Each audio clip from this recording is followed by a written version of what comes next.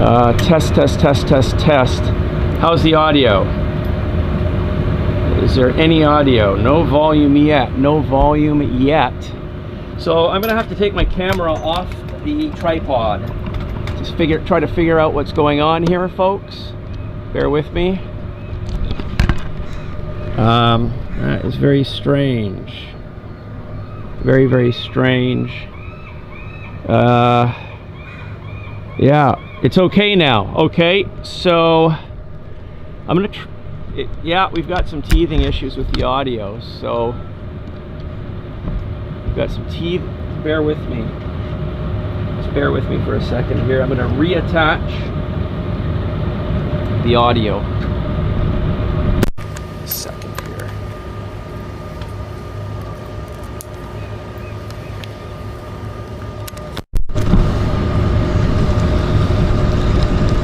Test, test, test. Okay, we're back.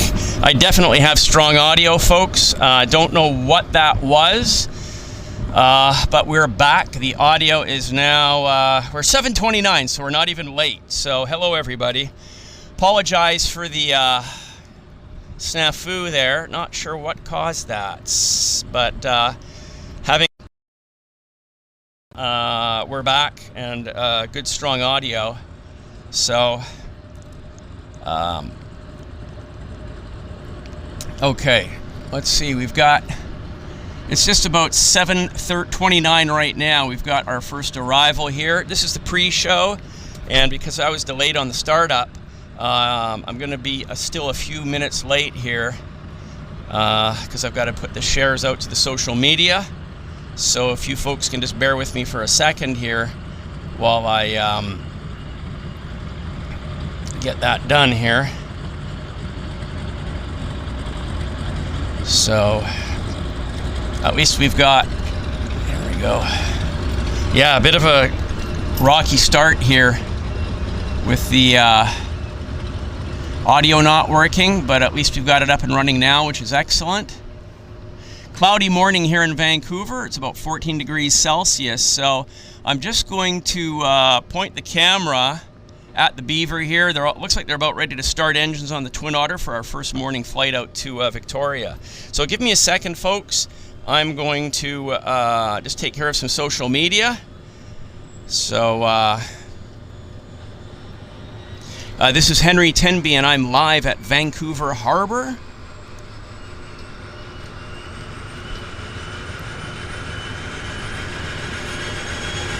Yeah, there we go. Love the sound. Awesome. PT6 engine starting up. And as I say, I'm just doing the standard shares to the social media here. And that'll take me just a few minutes, and I'll be back with you folks. Hope everybody's had a good week. And I do apologize for the glitch on the startup with the audio. But we've got that behind us now, which is excellent. And as I say, I'm just posting our show right now to our Facebook and LinkedIn social media so we can get the word out. And I'll be back into the chat here in a few seconds, in a minute or so. So bear with me, and I hope everybody's doing well. Just 1 second here. Let's do the LinkedIn post. Then I've got some exciting news to share with you guys today.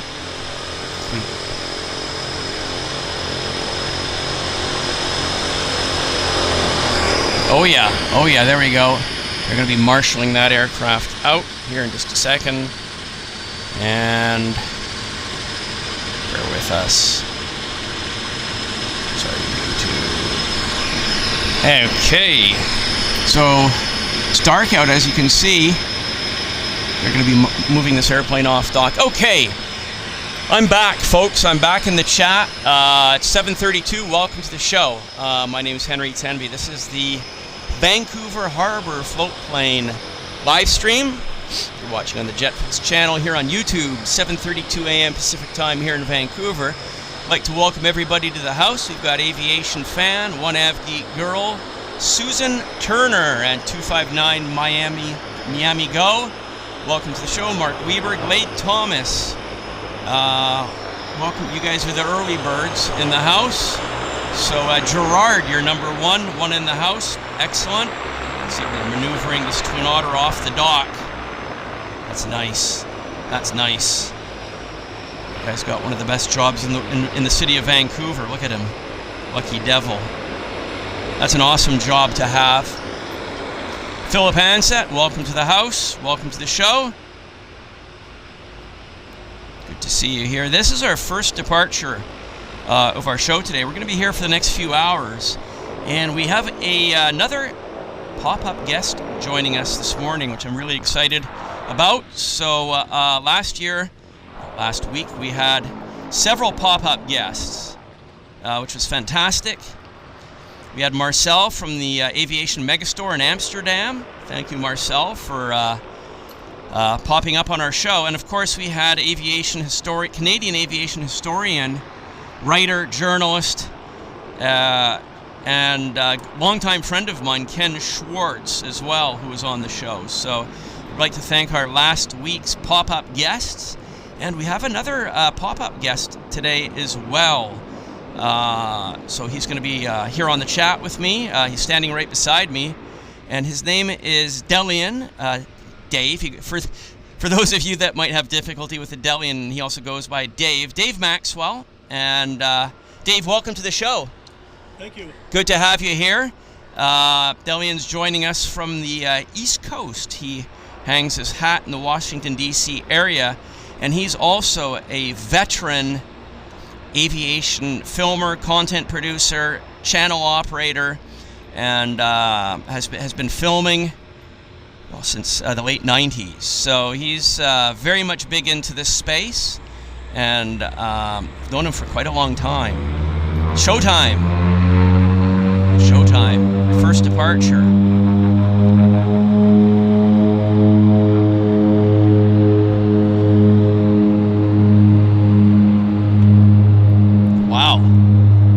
Great way to start the show. Oh, that's awesome. Look at that. Beautiful climb, a little bit of bank. Absolutely stunning. I love that backdrop of the North Shore Mountains. Hope everybody's doing well. I hope everybody's had a good week. And look at this. Weather is definitely changing here in Vancouver. We've got a cloud base of about, I'm going to call it 500 feet maybe. So the airplanes are obviously, this is a VFR operation. These airplanes cannot legally go into that cloud. All float plane operations are VFR. So yeah, they've got to fly under the cloud base. And sometimes they fly at 300 feet from here to the island. And that's going to be an exciting flight. So yeah, it looks like he's in the cloud, but from where he is, he has to maintain visual contact with the ground at all times. Even though we can't see him, he can see the ground. So yeah, interesting stuff. Anyhow, Delian, why don't you stand right there and we can just introduce you, and I'll come and stand right beside you. We'll welcome everyone. Yeah, okay. Let's do that and open it up just a second. And yeah, I'm just going to welcome everybody to the show and introduce Delian to the show as well. That's pretty good right there.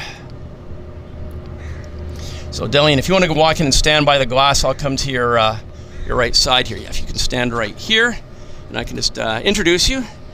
And actually, if you can stand maybe right there, and I'm going to open it up a bit. And hang on 1 second. Okay. There we go. Delian, thanks for joining me. Good to see you. Welcome to Vancouver. Good to see you too. Yeah. What to do. After COVID, pre-COVID, we don't know what to do anymore. I'll say shake hands. Yeah. So you're going to be here with us for the next 2 hours. So just so everybody knows, and we're going to be right here, plane spotting, watching the action here at the float base. We'll be chatting informally with Delian about his background and his passion, which is the same as ours, same as mine. And yeah, so do you have any questions before we just get going? Yeah, I got a lot of questions. What's the first one? Since I've never been here before, how many planes are there usually that come in and out here a day? Well, I think there's about 30 float planes that are based in and out of here at the peak time, which is right now. Okay. And these airplanes, as you'll see, will be coming and going nonstop. Every few minutes there's a movement. Every few minutes there's an engine starting. Harbour Air is the largest operator.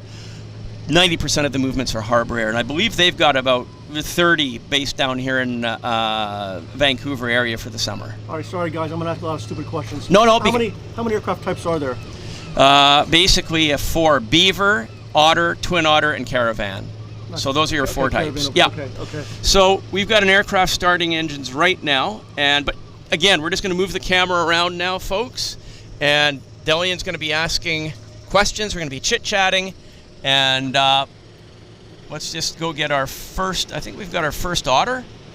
No, it's the Caravan. So yeah, you were asking, Delian, how many aircraft types?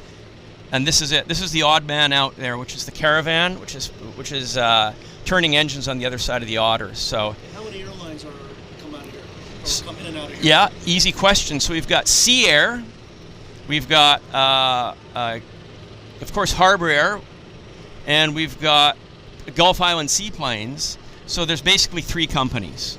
Okay. 3 companies. Now, this is a trick question. You don't have to know it. But what size of this operation here in Vancouver compared to other cities in the world for seaplanes? Yeah. So do you know that? I don't know. Yeah. So the biggest operation like this in the world is out of the Maldives. That's right. Okay. Yeah. Makes sense. I think you've been there. Yes, I have.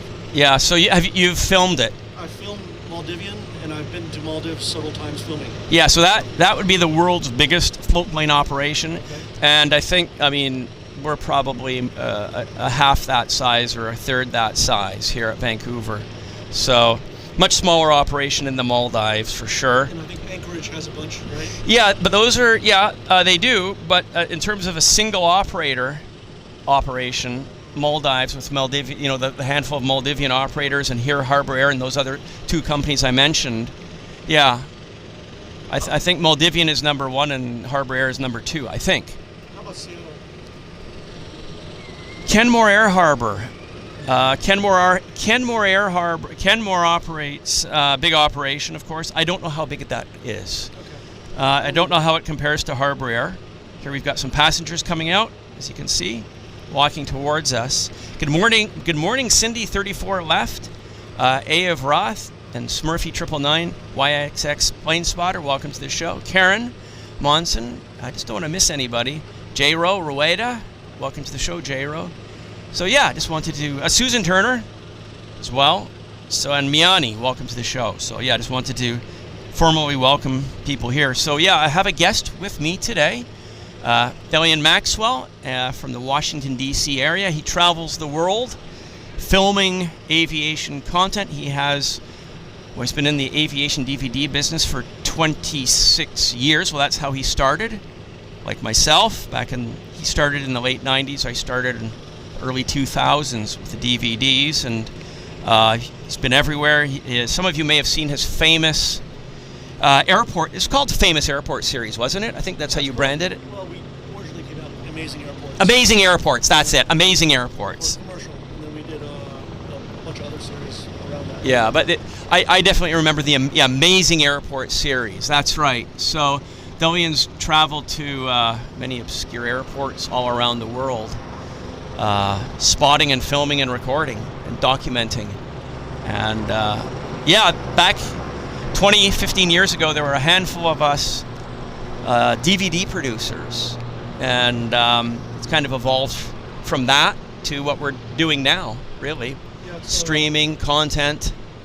Yeah, my interest was actually aviation history, so basically my goal was to basically film the world of aviation, capture everything past and present. Right. If I didn't have it in the past, I would buy it. Yes. And then put together a network in the future, which is happening now, that would cover this past and present, and network with the great people that are in the industry that do it, like yourself, in order to showcase to the next generations about aviation and the passion about it. Right. So, and you're not just airliner, you're military. No. Military is a component, I guess a 50-50 component of what you do. Military is actually an important component. So basically, we do military, commercial, general aviation, basically a diversity of all subjects possible. Right. That we cover. So I've covered basically events. In order to get around, you got to pay your way. So you cover. Basically, I did a lot of branding, covered events, did a lot of work with companies, and also supplying footage to major networks. Right. And that's how you get your path around the world to set. And this is what you've been doing, 110% since 1999. It hasn't stopped. Yeah. It hasn't stopped. And you trust me, you got to love it to do it. Correct. Yeah. We absolutely. That's why we're here right now. We love it, right? And speaking of loving it, look at these lucky devils here getting ready to board their. So Henry? What's the more questions here? Where's the longest flight from this base?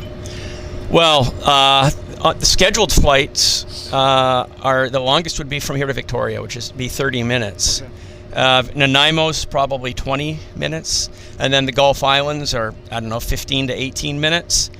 That would be the longest from here to Victoria. There are charter flights. Okay. You can charter these airplanes. Those would be further duration. But your longest flight out of here is Vancouver, Victoria. Okay, so nothing like my Dubai to Los Angeles flight on Emirates, which is 16 hours. No, no, nothing like that at all. Now, when I was in the Maldives, some of the flights I was taking was over an hour. On a Twin Otter. On Twin Otters. Isn't that amazing? Yeah. So that was wow. That was quite common, about an hour flight, because that's how you get to the hotels, right? Resorts. Yeah. So when you book a reservation at a hotel, you have to pay an additional supplement. You got to pay another round trip ticket. Yeah. How much was that? Do you know? It usually about $500. $500 return per person. Well, let's say about $400 to $800, depending. Yeah. So right. About $500. I'd say $500 average. Wow.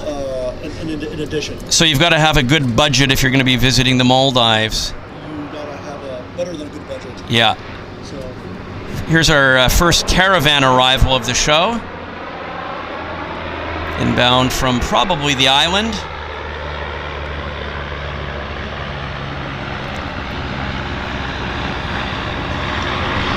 Nice.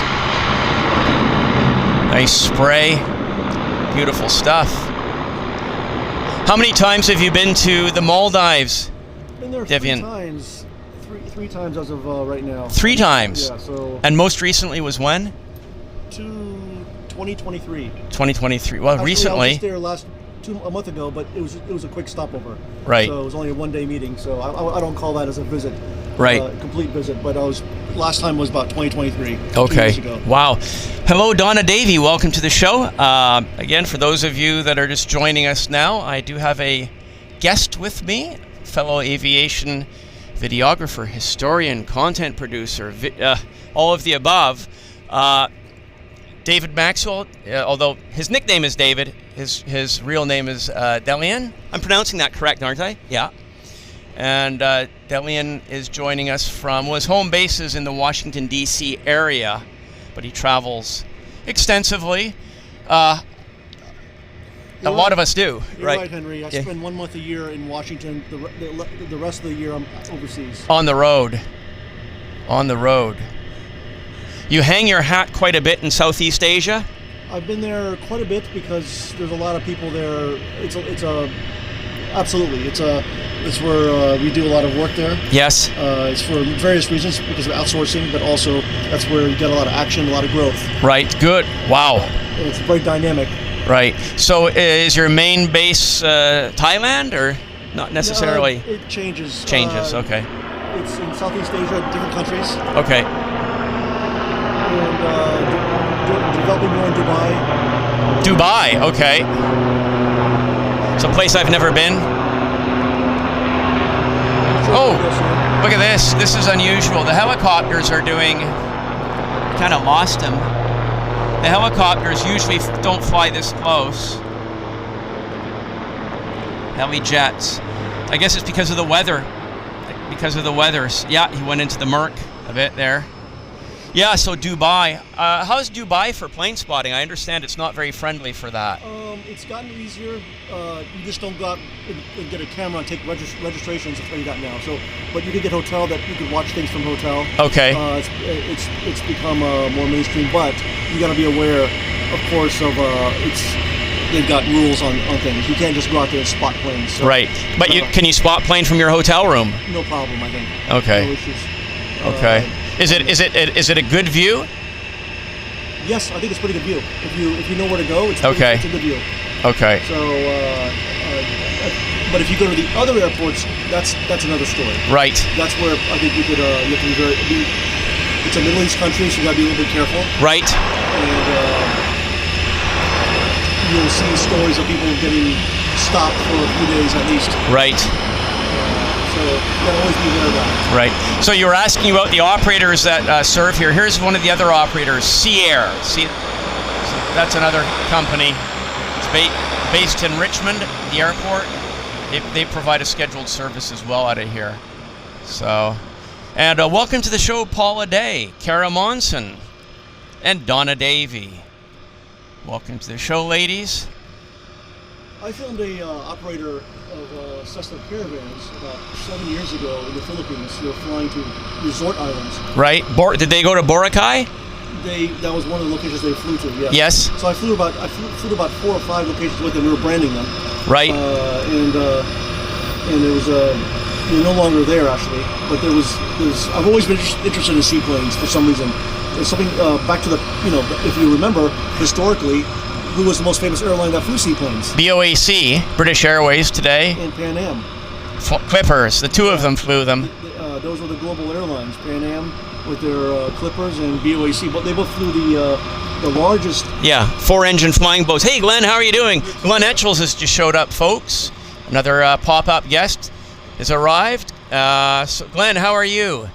Very fine. I've got a very short stay. Very short stay. So, Glen, we had Ken Schwartz here last week, by the way. Did you know he was in town? Yes, because he sent me photos. Okay. Yeah, so, wow, Glen. Here, so I figured he was. Wow. Wow, Glen. So, you're just here for a short period of time? Yeah. Wow, so Glen Etchells is here with me. Another long-time Vancouver-based aviation historian, aviation photographer, and he's been on the scene like Ken Schwartz going back into the 70s. And as Ken was telling us, a lot of these aircraft have been here for decades. The registrations have been here since the 70s.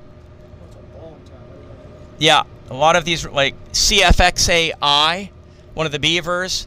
I don't know about that one there. Oh, GOLC. There's a Beaver that's right, that sitting behind us right now. What year did they begin flying out of this place? Glen, 60s, Sched operation at Air West. This dock is quite new, but there's been other docks along the coast, like just down by the hotel. Yeah, and then there's been other docks up by past. So how new is this dock? I would guess it's about 10 years old? 10, 15 years old. Okay, Yeah, so this is something new. like that. Yeah. So they were flying from here about the 60s, but this is a new location. Yeah. So, but Glen, when did Air West start their scheduled operation? I mean, that was in the 50s maybe to Victoria? No. BC Airlines? The Air West, I'm guessing, started about 70, give or take a bit. Right, but did they not acquire BC Airlines licenses? They acquired various licenses. Various licenses, yeah. Like everybody in the olden days acquired licenses. Right. But Air West and everything's been on various modes and operations and ownership.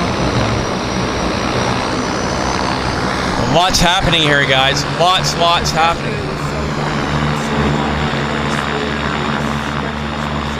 Right.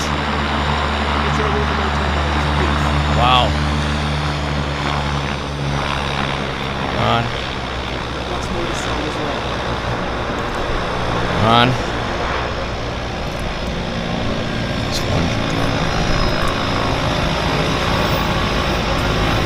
Yeah, if we have any other aviation local questions, please ask now, because Glen is here now. So if you have Glen is the local aviation expert, like Ken Schwartz. So if you have questions, I mean, Delian, if you have any questions, he's the man. He knows more than me, because we've got Glen here for a few minutes, 5 minutes. So he really knows this and what's about this float base more so than me.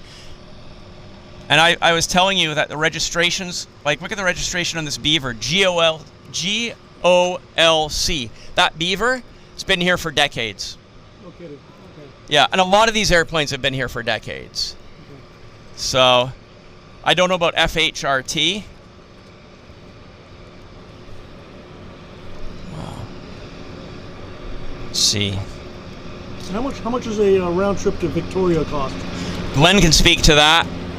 On average. Oh, Harbour Air now has incredible amounts of fares. It's as complicated as any big airline. Cheap one way would be $100. Expensive one way would be $500. Okay. Wow. So it depends on the supply and demand. Yeah. Timing. Okay. But your cheapest bet, if you want to fly one of these, is to go to Nanaimo, right?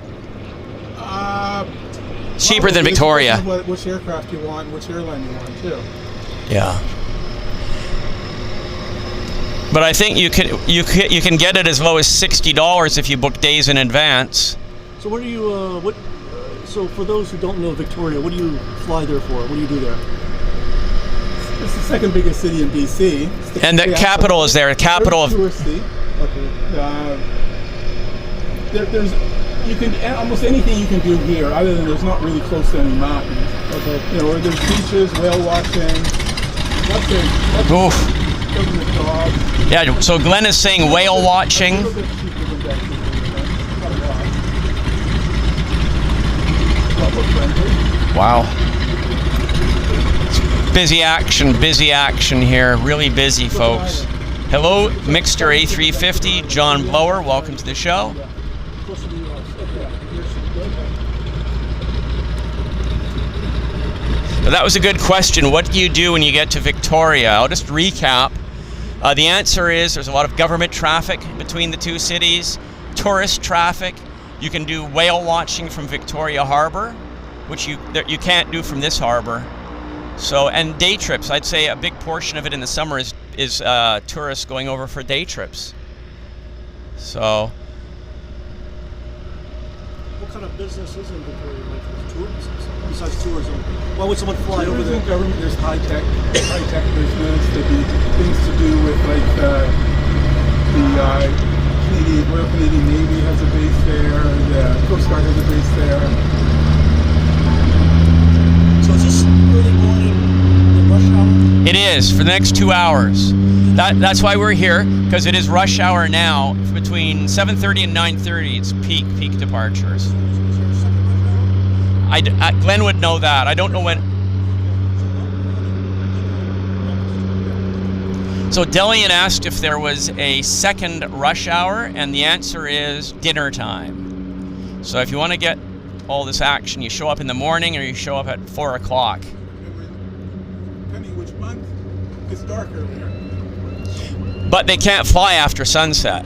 Correct. It's a daytime operation only. So, wow. Does weather? At what weather would it close the flying operations? Or does it not close? It does. If the visibility drops below a certain level, they can't fly. I don't know. See, right now it looks that it's about 500 feet. So I don't know the answer to that. That's a pilot question. It's maybe 200 feet.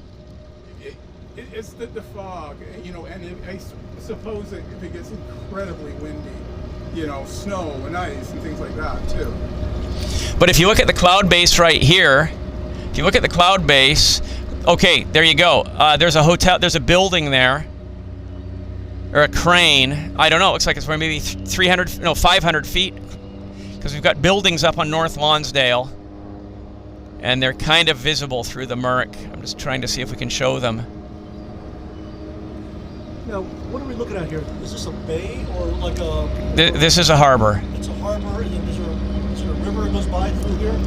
That's salt water. That's an inlet that goes out. It goes to Georgia Strait and eventually end up in the Pacific. Okay, so this is you go. Okay, this is not. Okay, so it's not a bay. It's like a. It's a the harbor. That's a saltwater harbor. Lot of aircraft action here. A lot of aircraft starting up.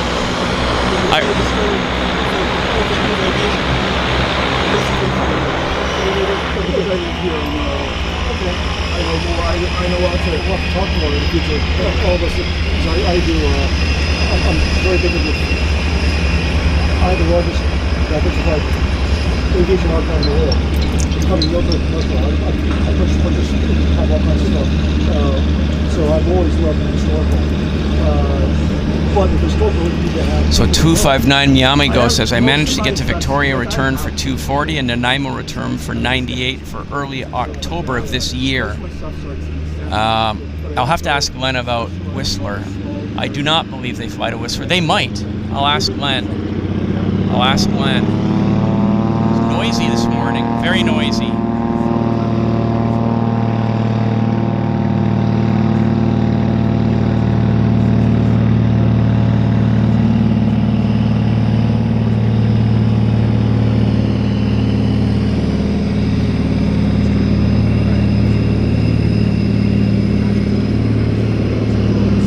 That's something else.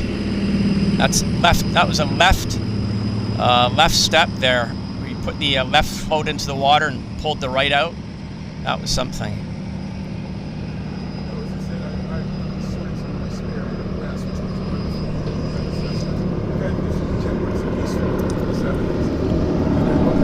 Around. Okay. Interesting. Pacific Western. It's busy in the harbor here, folks. Busy in the harbor. Hello, Matt Healy. Welcome to the show. Hans Olaf Mork. Welcome to the show. Houston, Texas. Welcome to the show. The Galley. Welcome to the show. Busy.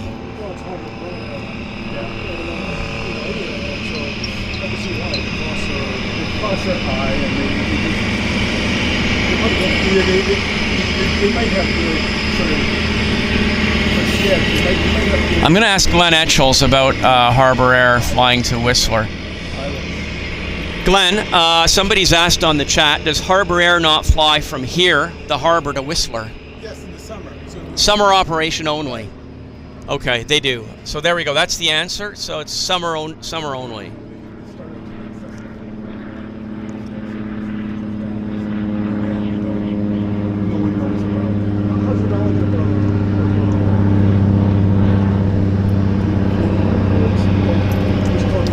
Super busy. Okay, hello JD, joining us from Kimberley. I've got two guests with me here today. We've got Glen Etchells and Delian Maxwell. So good to always nice to have knowledgeable aviation hardcore av geeks here to help support me. So yeah, we've got Glen Etchells on the right. Sometimes I need some historian to help identify or Yeah. share tidbits about it, kind of thing. I mean, Like where it's going, you mean? Or? no, I have old films, like 8mm, basically that has stuff, the clips. And sometimes it has an old thing of something from Canada, we don't know what it is. Or you may need more information about yeah, it. well, that's Aviation archaeologist. I would probably have all that useless information. Yeah, so that'd be so. I should get his contact. Absolutely, you know? absolutely. No, Glen's a walking encyclopedia. Maybe I'll get from Henry. Yeah, get it from Yeah. my new email. Your new email. Okay, yes, your The Gmail. Gmail one. Your Gmail. Yeah. Yeah, Where well- do you live? Technically Washington D.C., but I'm only there one month a year. Oh, okay. He's Just travel? I'm gone. Yeah, Okay. I'm in Philippines, I'm Bangkok, Dubai. he's a video content a channel operator. Oh, okay. He's like myself, but he's been doing it longer. And he's been completely focused his entire career on aviation video, content, Film, yeah. and archives, historical archives, aviation archives. I've got the 1001 useless answers for Canadian stuff. Good. That's Yeah. what we need. Ken would be a good backup. Yeah, Ken would be number 2. Yeah. Oh, thanks, Do you ever Glen. mind being down the road interviewed by a host, about asking you about questions about this? Sometimes, sure. Yeah, it'd be great. That'd be awesome. Good to meet you. Okay. We'll be in touch. Okay. Okay, see you, Glen. Bye. Bye. Okay, Henry, I so like your hat. yeah, thank you. This is the hat, my baseball cap that I got in Martinique. So that was good that we had Glen here. So that's what I say is we, Delian, we do get pop-up guests, friends, other people that stop by to say hello. So, yeah, Tom and Ann, welcome to this show. So yeah, I just wanted to thank Glen for showing up. He's our resident aviation guru, just like Ken Schwartz. And with me today is my guest, Delian Maxwell, David Maxwell. And so tell us about your historical film archive. Like, what inspired it? When did you start it? Tell us about that. I grew up loving aviation since I could crawl. So basically, long story short, I had a passion since growing up. It was in my DNA. As I got older, I followed images, slides. I always loved pictures, but I always was more fascinated with motion picture. Right. Not only pictures. So just like me, but I was split between slides. You were focused on video. So I wanted to be unique, and I wanted to get something more difficult, which it is. Yes. And more expensive, which it is. And so I got into film, and I started hanging out with people who were filming in the Boston College, and basically they taught me a lot of stuff, and basically I started getting into it. But the thing was, I started in the early 2000s, so basically I did not have, obviously aviation was already almost 100 years old then. Yes. So I realized that in order to capture history, you got to find the people who have the old films, purchase or acquire them, or find ways to pick up old films that would cover the last 100 years. Right. So I want to have my goal was to have a network in the future that would cover past, present, and future. Right. Long story short is I got into buying historical films. I'm going to put you on camera because the audio is actually going to the airplane that is circling. So yeah, basically I wanted to capture, there's a plane coming right there if you want to get it. Yeah, okay, Twin Otter, thank you. Henry. Yeah, thank you, got it, Twin Otter. On approach. No, it's actually a single otter. Good catch, Delian. Good catch. My goal is to help you, not distract you. So. Nice. Fantastic. It's noisy here, isn't it? Good noise levels. Hold that thought, because I want to get the full story on your passion. Do all these planes pull out of here by the next hour and a half? Yeah, pretty much. The dock will be 3/4 empty within the next couple hours. That's correct. That is correct. So, yeah, as Delian was saying, he's been passionate about aviation. Has had passion about different aircraft types as well, including that's a whole separate conversation. Your A380 passion. I had a passion for everything. Yeah. So A380 happened to come in the way because I grew up always wishing to cover the 747 in the Concorde, but they were before my time. Right. So the next best thing I thought was a Super Jumbo A380, which was achievable, and I basically followed it for 5 years. Right. Amazing. Now, if I had a real wish, I would love to go back to the late 60s, early 70s, and cover the 747. Went to Cindy the first time. Right. Or Tokyo the first time. Yeah. Or, they said there was huge crowds as the plane came in, but the 380 kind of matched that. So I'm happy about that. It's amazing, though. The A380 is now kind of on its way out. Hard to believe.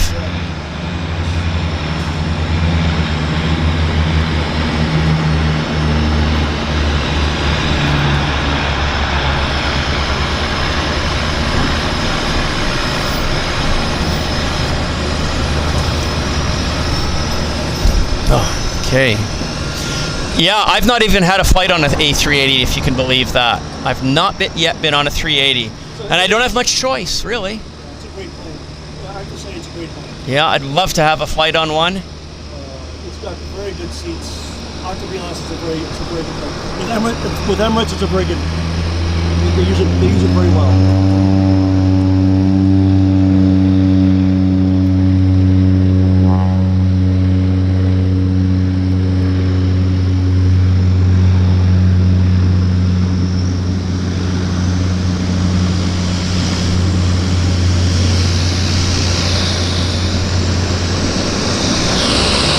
so noisy here. It's unbelievable. Incredible.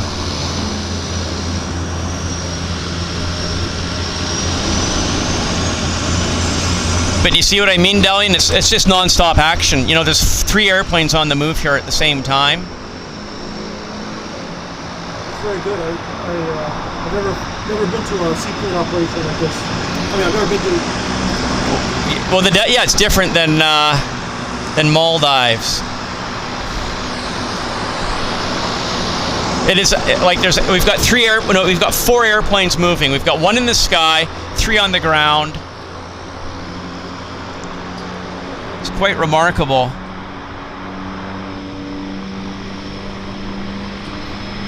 They're doing an interesting profile here. They don't usually do this. They usually fly out over the mountains, but now they're flying out through the clearing here, really. They don't usually fly out like this, but this is a weather thing.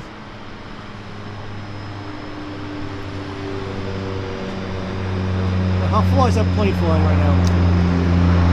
I'm going to call it 400 feet. 400 feet. Well, these buildings are 400 feet, so I don't know, maybe 600 feet. I don't know. Yeah, maybe 400 odd feet. Maybe the buildings are only 250 feet. Gary Sua, congratulations, Gary, on 17 months of JetFlix Premium membership. Very much appreciate that support. And happy post-birthday, Gary. I understand it was your birthday yesterday. Hope you had an awesome birthday. Kirsten, welcome to the show. It's just a super chock-a-block busy day here at the float base. We've got engines running on multiple airplanes. Yeah, so welcome to the show, Kirsten. Welcome to the show, Gary. Good to see you guys. And Gary, thank you so much for gifting 5 JetFlix memberships. Mega appreciate that. Wow. Very, very generous of you, Gary. Thank you so very much. And I'd like to congratulate those of you that picked up those memberships. Kirsten Mills, Matt Healy, Tom and Ann, and Sarah Jane. And by the way, Sarah, welcome to the show. Welcome to the show, Sarah. So yeah, thank you so much for that support, Gary. Really appreciate it. Any donation like that is a massive help. Thank you so much. But look at this. The windsock is dead as a doorknob. So we don't have any wind in effect here. Oh, and Tota, congratulations Tota as well for picking up one of those JetFlix memberships, complimentary of that very generous donation by Gary Suha. So yeah, the windsock, we've got no wind. So the airplanes they're free to fly wherever they want, but they do have to stay away from the cloud. And I guess they're avoiding flying in the vicinity of the bridge. If you have a look through the clearing there, the bridge, that's a hazard. You don't want to be flying with a float plane near that. You've got towers that are rising several hundred feet into the cloud base, so that is a clear danger for float plane operations. And that is why the float planes are not going anywhere near the Lionsgate Bridge. You've noticed all of the airplanes have flown this way, because if you can see, the top of the bridge there is just it's in the cloud base. So you want to keep it safe and you want to stay away from that. You definitely want to stay away from that. So, wow. We've got another aircraft starting engines. So again, we've got at least 2 airplanes here on the move. So Henry, I got a question. Absolutely. I don't mind having a difficult question, but no, there's no such thing as a difficult question. So how's the safety been for this throughout the years? Yeah, it's an appropriate question. I'm going to say there's usually an incident once every 10 years. I think the most recent one, they had a puncture in one of the floats and the airplane sank. And I think it was an otter, and everybody just got out and was rescued by local boats in the area. So we haven't had a moving airplane accident in a very long time. Yeah, but as I say, the most recent would have been a puncture in one of the pontoons. So the plane sank? Yeah, well, I think it sank up to the wing. everybody got out onto the wing. Yeah.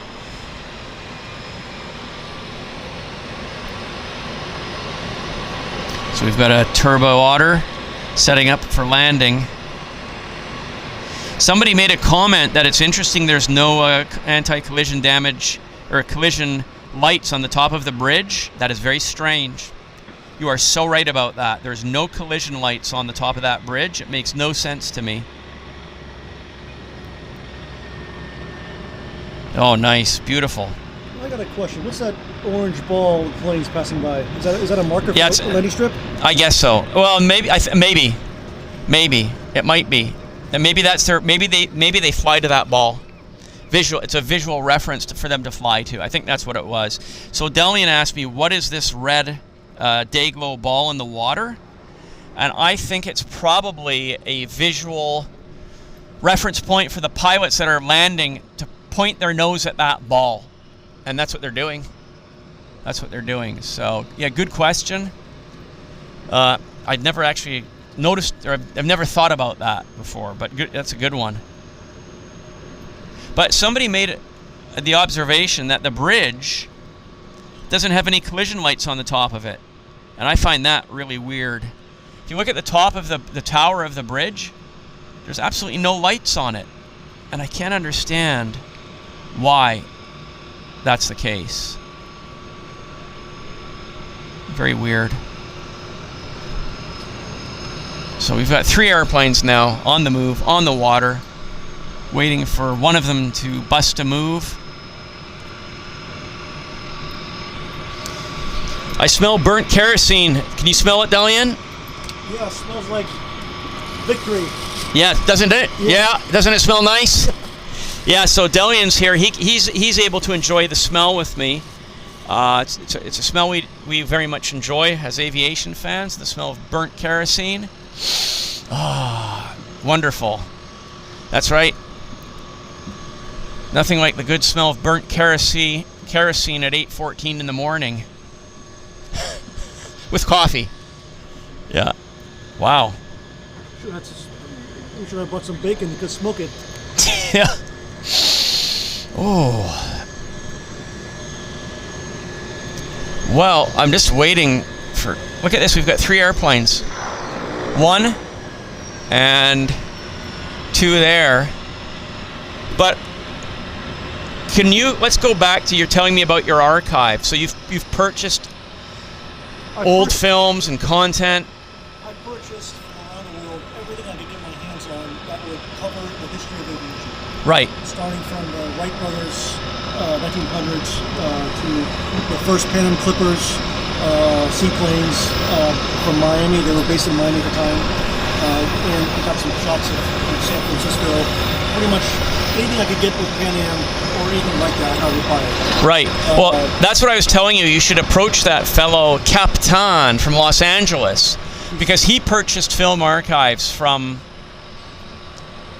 various sources. And if he's not active, on your to-do list. Let's put. Absolutely, we'll discuss it. Yeah, absolutely. on your to-do list. So then I purchased films from the 1930s. I basically wanted to capture every single bit of history that is possible, because I knew that if I did not purchase some films, there's a potential they could get lost or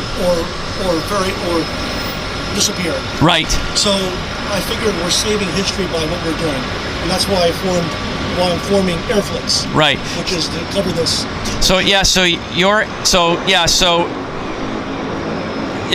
I'll let you speak to it, but you're basically, if you think of ABC, NBC, or CNN, or Sports Network, your concept is that, but on an aviation scale. I think aviation is something that needs to be,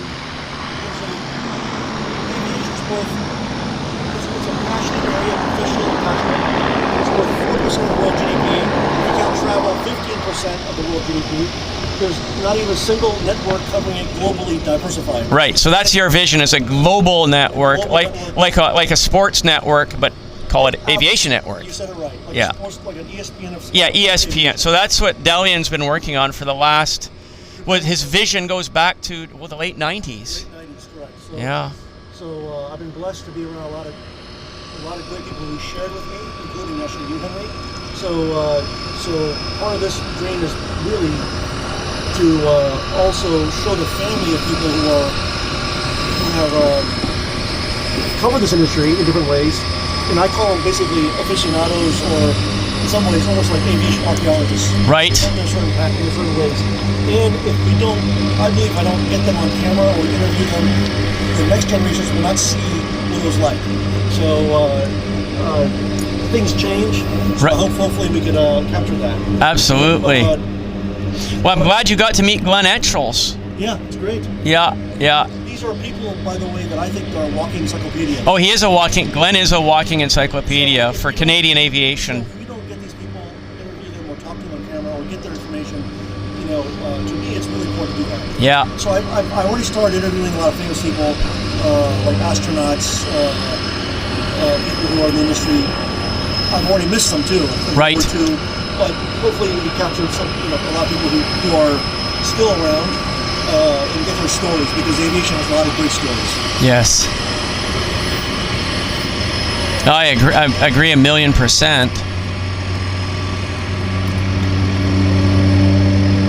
See how they make the turn there? They do essentially a 180, and instead of flying over the bridge, they're going to come right abeam us here. So many, we've got so many airplanes loitering here. It's unusual that we have this level of loitering. We've got 2 airplanes loitering in the water. Now, Henry, I got a question for you. Why do you pick a Thursday to film? Is it every Thursday and once a month? Yeah, so is there a reason for Thursday? So this live stream that we're watching right now, I've been doing the live stream for a few years now. It just stuck. Thursday just seemed to be a good day in my work week that I'd like to get away from my work and do aviation stuff. So I chose Thursday, and we just kept it at Thursday. So I do this show every Thursday when I'm in town, if the weather cooperates. It's weather dependent, and if I'm in town, if I'm traveling, there's no show. It's casual. Where else do you do a show? Any other location? No, I haven't. I'm trying to think. I've tried to do shows from other locations, but with my phone, but it really doesn't. It can't get up to this level. How about Vancouver Airport? Oh, okay. Huh. I'm only here at the float base for the summer. Year-round, from September until May or June, I'm at the main airport doing the show. So if you come back and visit in November or January, I'll be doing the show if the weather allows at the airport. But we have lousy weather here. It can rain for a month nonstop. So my show is not going to happen. So where do you do your show if you're at Vancouver? Well, there's at Vancouver we have 3 different locations for doing our live stream. Maryburg Park, that's at the button of runway 26 left. There's several filming locations on the north side of the runway for the north runway operation.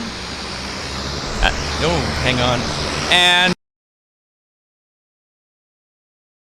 I barely turned the camera off, folks, because I kicked my tripod. And I hope we're back. Are we back? Can you guys hear me? Can you hear me loud and clear? I hope you can hear me. The camera was off for about 15 seconds. Okay, we're back. Thank you, Gally. I kicked the base of my tripod, and when I did that, I hit the on-off button on my remote in a panic. So I apologize for that.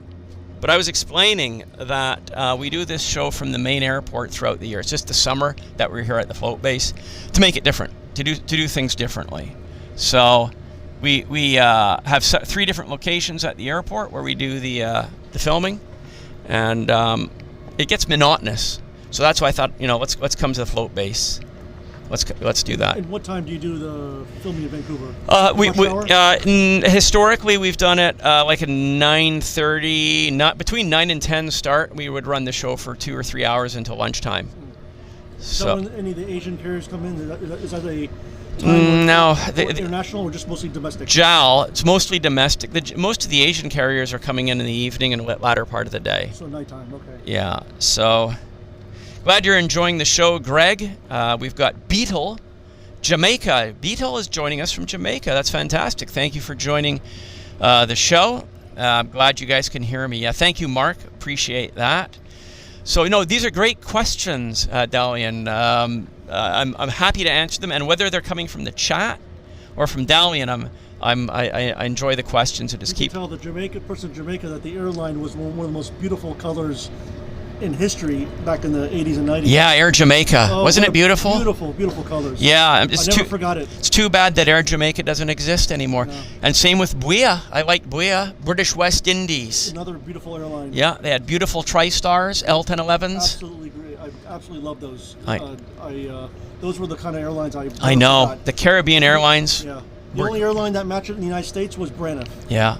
There's, I think, the only one airline from the Caribbean from that era that still exists. Let's see if you can. I know what it. Let's see if you're thinking the same as me. Can you say which one you think I'm gonna? One airline still exists today. Yeah, from the 1970s and 80s. It still exists today because BUIA's gone, Air Jamaica's gone, but there's one airline from, and I'm talking the Caribbean island chain. There's a lot of airlines. But I don't know if they've changed ownership or still there. Same name. Same name. Same name from 1978 to today. It's a national airline from the Caribbean islands. Well, you're going to get me here because Let's see if anybody in the chat can get it. Okay, guys. Can anybody in the chat tell us which airline I'm thinking of that's been around since, I'm going to say 77, 78. Let me throw names out, and I'm totally guessing here. Cubana. Kirsten. Good for Kirsten. I wasn't thinking of Cubana. No, I wasn't thinking about Cubana either. No, but that's great. She's right. She's right. Okay, another one. Let's have another one. Liat. Esther said Liat. Okay, that's another one. But I wasn't thinking of Liat either. These are good. Bahamas Air. Bahamas Air is still around. Yes, that's one, and there's another one I was thinking of. Bahamas Air, one more. So we've got Cubana, we've got Bahamas Air, we've got Liat. There's a fourth one, a major airline from the Caribbean that still exists to this very day.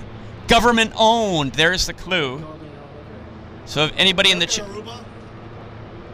I don't know if they're around. Yeah, Dominicana's gone, right? Yeah, yeah.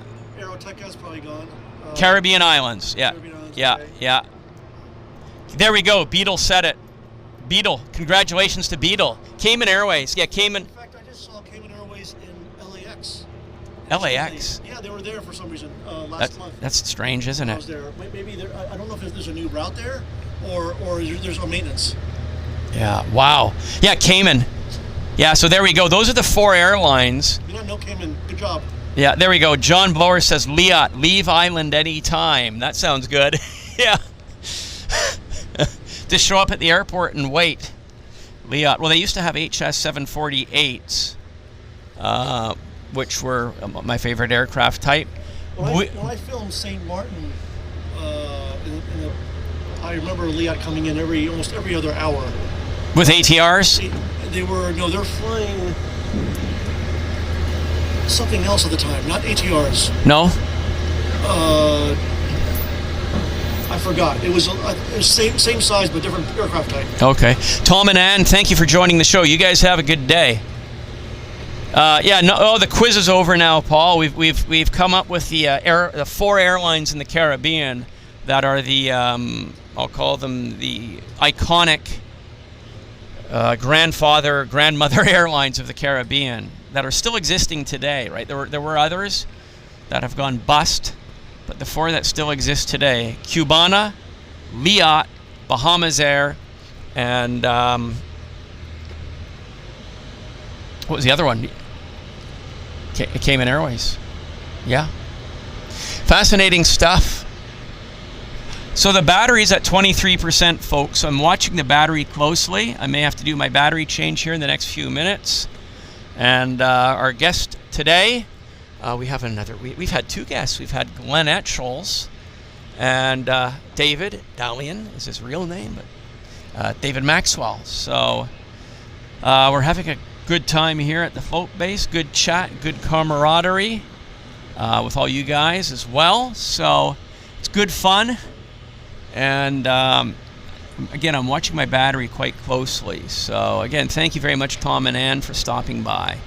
And Beetle. Yeah, congratulations, Beetle and Esther, for mentioning those airlines. It was a Dash 8. Dash 8. It was a Dash aircraft as one early flying into St. Martin. Okay. Yeah, Dash 8. Yes, that sounds about right. They used to fly Dash 8s. Yeah, Dash 8s. And that's what they used to fly when I was there. Okay, Dash 8s. Yeah, so yeah, the Caribbean has had some neat airlines, for sure. But, and there was an airline in the 1970s. Did you ever hear of OIA? Out Island Airways? Never heard of it. OIA. They had BAC 111s. Oh, I would love to see that. Yeah, and Twin Otters. From where? I think they might have been from Jamaica. Ask Google. Ask Google. Where was Out Island Airways OIA based? Maybe somebody in the chat might be able to tell us. I'm thinking Jamaica. Maybe OIA was Jamaican. OIA, Out Island Airways, and they had beautiful color scheme on their BAC 111, a yellow cheat line, OIA, and they used to fly in and out of Miami all the time from about 1973 until about 1975, 76, for about a 3-year period. A Bahamian airline. Bahamian, there you go. There you go, Bahamas. They were based in the Bahamas, Out Island Airways. Never heard of this airline. Look at their color scheme. Oh, they maybe had F-27s as well, FH-227s. Yeah, so they had F-27s. They had the 111, gorgeous. Yeah, absolutely yellow color scheme. What a cool scheme on the on that aircraft. Beautiful stuff. So we've got the battery's at 19%. So I'm now watching the battery like a hawk because I've got to change it when it gets down to about 17, 16. So, just so everybody knows, I am watching it very carefully. Very carefully. Welcome to the show, EGPX. Welcome to the show.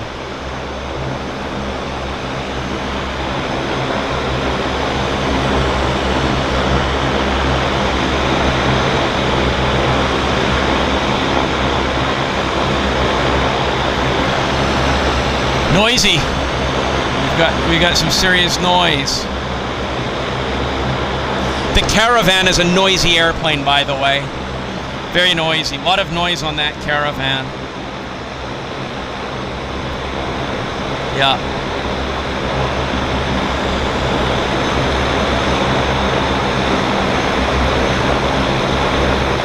Twin Otter. Things I really enjoy about it is just the aircraft all kinds of interesting colors. Yes. A lot of variety. Hybrid color schemes. Beautiful colors. Yeah.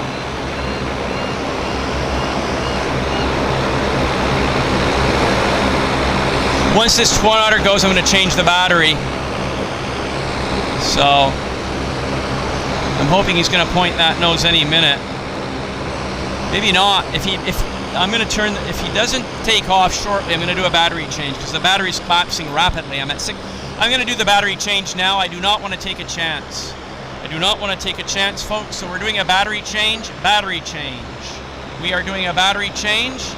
10, 9, 8, 7, 6, 5, 4, 3, 2, 1. I am doing a battery change, and I'll be back in just 1 second. Okay, we're back. We are back. Okay, yeah, so that's it. Battery change. We're back. We're back, folks. And look at the action here. It's so noisy. Multiple things happening at once. I want to ask you about filming in the Maldives. It's a bit noisy right now, so just give it a chance for the audio to come. Say again? No, we're online. We're back. We're back. Look at the Twin Otter. He's just doing circles.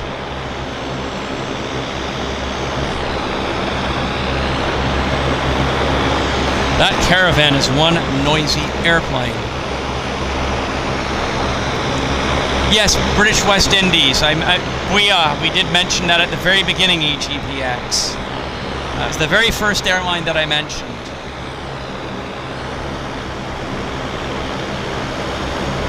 One AvGeek girl says this is like an aviation history class.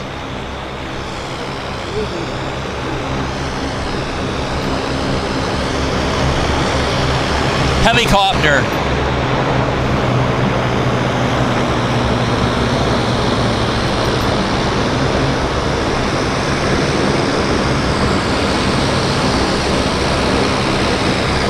Look at all these airplanes. They're just loitering.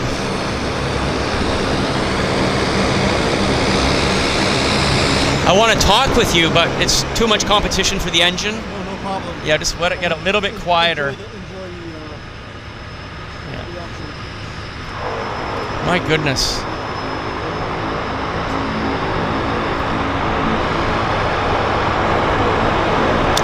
The Caravan is the noisiest airplane here.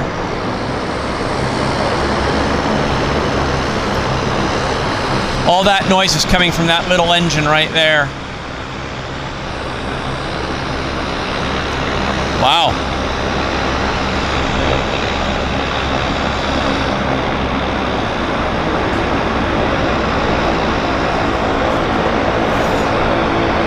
Holy, okay, we've got a showtime. Showtime. We got to take off.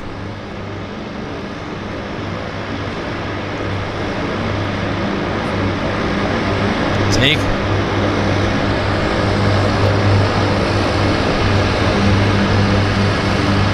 Look at that chop. He's really bouncing away there.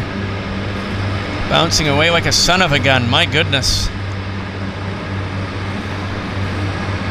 Okay. Airplane number 1 is up.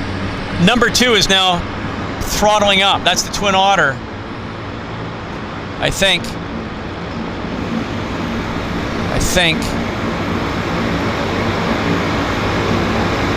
Well,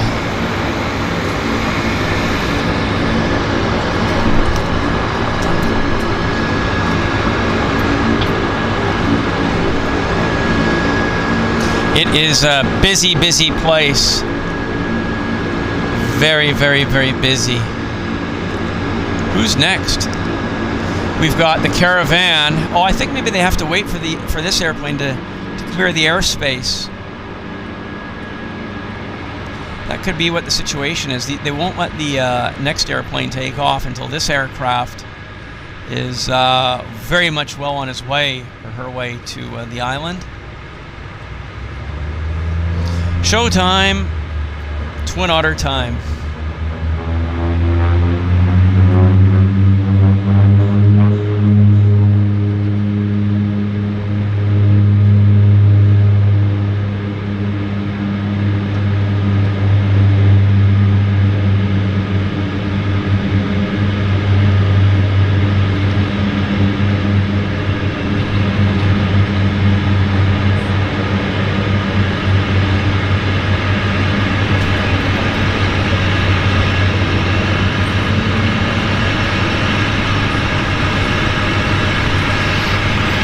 Nice takeoff. So I think, yeah, see, this aircraft will have to climb, do a 180, and once it's pointed to Victoria or Nanaimo, or in this case Victoria I should say, then the other aircraft can take off. But definitely climbing up into what looks like the Merc.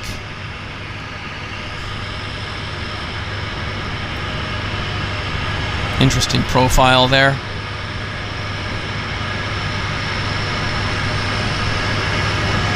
It's going the other way. It's going south from a different direction. So they're not going to come in over the Stanley Park.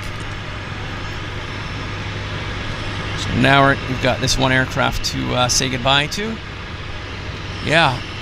So, I was going to ask you, Delian, see how we have this fantastic location for spotting here? You can see everything from this one location or anywhere along here. In the Maldives, is there a place where you can hang out at, is it Mahe Float Base? No, you cannot. It's you gotta get permission. It's really not accessible unless you have permission from the airline, because it's kind of a remote area. It's also a separate area from the airport, and you could maybe get a location from the office building of the airline, but again, you need permission. So you can't just get there. You just can't walk and hang out. Oh, look at this! Look at this, guys! He did a turnaround. I didn't realize that. That is amazing. See the ropes dangling in the wind? That is cool. That is really cool. So yeah, Delian was saying, no, if you go to the Maldives, you can't just set up like this and have at her. You don't go there for really easy for plane spotting. Although it's one of my airports that I want to get permission and film. Yes. And but so you haven't done it yet yourself? No, it's an airport I haven't. I've got permission, but I haven't done it. Wow. Okay. It's a remote area. It requires. It's one of the more remote places in the world. So I just haven't had a chance to do that. So unless you've set it up with Maldivian air taxi, you can't just waltz on like we've done here and film. You cannot. No. In fact, many places in the world you cannot do that. Yeah. One AvGeek girl asked me if I'm planning a trip to Amale. I think I should. I think that should be on the bucket list. If you do it, you need to go there for something else, a vacation. Oh yeah. And you add this for that. Yeah, exactly. Well, that's what we would do. We would go there. For the bucket list holiday. We love sunny, beach locations like you do, I believe. So warm, swimming, good clear waters, nice corals, etc. All of the above. But I'll tell you one thing. It's one of the most expensive destinations I've ever been to. But you said Vancouver was one of the most expensive this places. Is one of the most expensive land destinations I've been to, I can say. Yes. But island-wise, Maldives is incredibly expensive. Real okay. So if you're going to have it nice, you're going to spend $1,000 a day. $1,000 a day, yeah. Okay. So unbelievable. Okay, it's $1,000 a day. So so it's double the cost of the Caribbean, 100% more than the Caribbean at least, and that's a nice holiday in the Caribbean for $500 a day. Yeah. So you could probably get $500 in Maldives a day, but you're not nice. It'll be okay. But it'll be okay. But if it'll be nice. But if you really want to get really nice, you're going to spend over with food. Yeah, food. It'll be $1,000 a day. Yeah, but I mean, if you're going to pay $500 a day, does that include the food? It's between $500 and $1,000 a day to eat to stay there. Wow. Okay. I mean, a bottle of water is like $20. So. Oh my God. So you just be aware of that kind of places. Just think of it this way: it's a landlocked place. Yes. You're getting luxury. And everything has to be imported. Right. So you can't go to the store. Oh, it's too expensive at the hotel. I'll go to the corner store and get my. Nope, you can't do that like you could do in Thailand. They don't have 7-Elevens. No. And even the small islands like Mauritius, Seychelles, where I've been to, Mauritius, Seychelles, yes, Tahiti, Fiji. You could go to McDonald's. You could go to a Carrefour. You mentioned Carrefour. You could go to a store, but in Maldives, each island is a hotel. Okay. So forget it. You're captive. You're captive. You are captive. Just, if you go there, you buy Porsche, make sure you know what you're paying for it. Wow. Yeah, so a glass of water is 20. A big bottle of water. Right, okay. And I guess a dinner is 200. That's right. That's correct. Yeah. 200 each. Yeah, wow. Have you been to the Seychelles? Yes, I have. Seychelles is it's a beautiful island, small island. Yes. I enjoyed it. You can circle it in about a day easily. Say it again. You can circle it in a day. So that's like the island of Tahiti. You can drive around that. That's a day. You rent a car, drive around Tahiti in a day. Tahiti is similar to Seychelles size-wise. Okay. Would you say one is better than the other? I would not say better. They're both different. Seychelles is Africa, and it's a beautiful. It's actually one of the. It's a different kind of culture. It's like the Seychelles, Mauritius. Those are all part of the cultures that were ex-British colonies, which have a lot of Indian ancestry. Right. So you'll find a lot of locals which are that are basically Indian backgrounds. Right. But it's a nice island. Yes. I enjoyed it very much. And then so Tahiti's completely different. That's basically Polynesian. Yeah, it's Polynesian, exactly. French Polynesian, which is very islander-like in a different way, and it's also remote, a very remote area. Right. But they're both very different, but they're similar in size. Right. So, but what about costs? Tahiti versus Seychelles. Tahiti's kind of on the expensive side. Tahiti's expensive side. Tahiti's got more choice. Okay. Seychelles has got less choice than Tahiti. Okay. Tahiti, Indian food though, right? In the Seychelles mostly. Seychelles has a mix of foods, but yes. like seafoods and stuff. But Seychelles is not as big. Yes. The diversity of, like, if you say like big grocery stores, they don't have that. They don't have Carrefour. Tahiti has those big grocery stores. Yeah. You can do, so it's a bigger city. Right. Tahiti, I would say Tahiti's more compared in size with Mauritius. Mauritius. Okay. Mauritius is, but Mauritius is closer to Seychelles. Right. Than that. So. How now you like swimming and snorkeling, and how's that? Because Tahiti's fantastic. I mean, well, I should say French Polynesia is fantastic. French Polynesia is fantastic. Fiji's fantastic. Okay. The South Pacific's fantastic. Philippines is fantastic. Yes. Where to go? Yeah. Indonesia is fantastic. Maldives had something called bleaching, like the Barrier Reef Australia. So Maldives, in my opinion, is not as fantastic if you're shallow water, because the corals have died. Right. So that's a big deal to me because I like underwater. So right. But if you go to Tahiti, it's still great. Yes. And Fiji is still great, and so is Philippines, believe it or not. And Philippines is a lot more cheaper. Oh, Philippines is a good deal, yeah. You won't get the 5-star luxury hotels in Philippines. You won't get that there. Yeah. Like Maldives, but you'll get a much cheaper price. Right. Or like a real island kind yeah. of. But I mean, you can get 4-star hotels in the Philippines for $200. Easily. Yeah. But a lot of the remote areas don't have anything. Okay. So you have to be ready to stay in get a hut. Enjoy the experience. Yeah, enjoy. Like a 1-star, 2-star hotel, you can sort of say, but comfortable, with possibly big spiders. Well, the big spiders, I've heard about the big spiders. Yep, if you're staying in one of those thatched huts, they're filled with big spiders. They scare the heck out of them. I know, and they're like the size of your head, aren't they? They're big.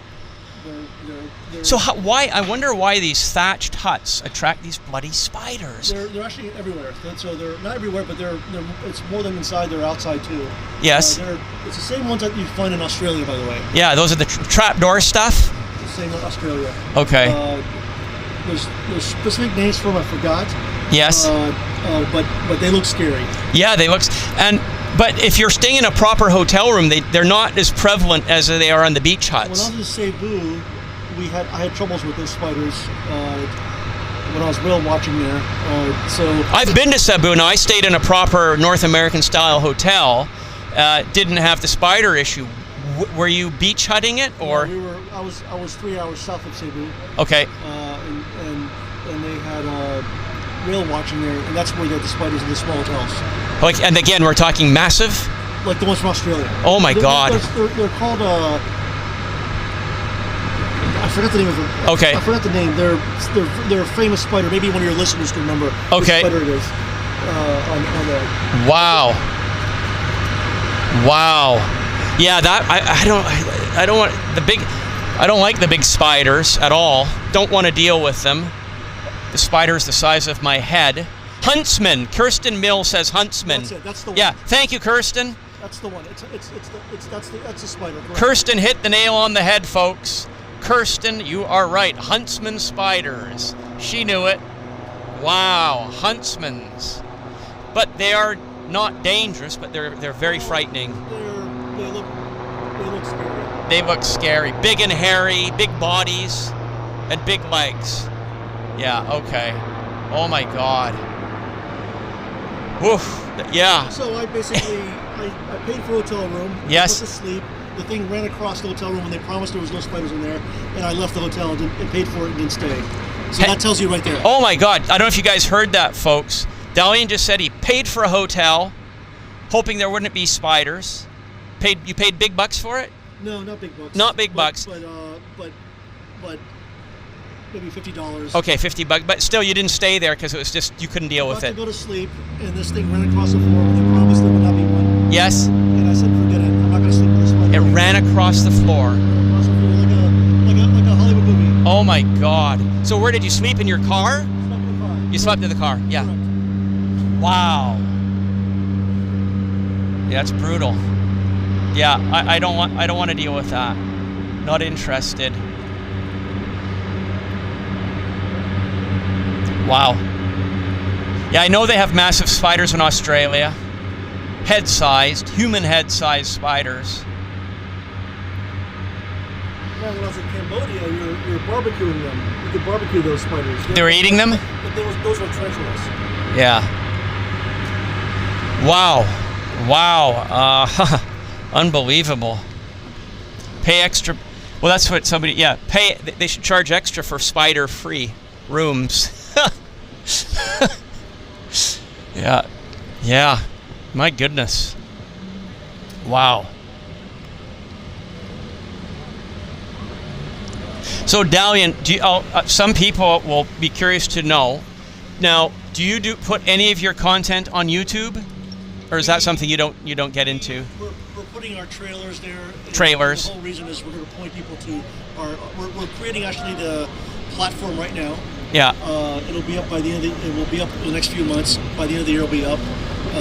It'll be airflix.com, but it's still being built right now. So basically, we'll have a platform, and we're going to use the social medias to point to us, so they can join us. Now, there's going to be a free section, so people can watch a lot of stuff there.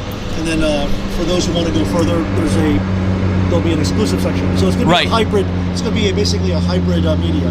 Right. So we'll have a lot of stuff in both areas. Yeah, well, that's essentially what I do with this channel here on YouTube.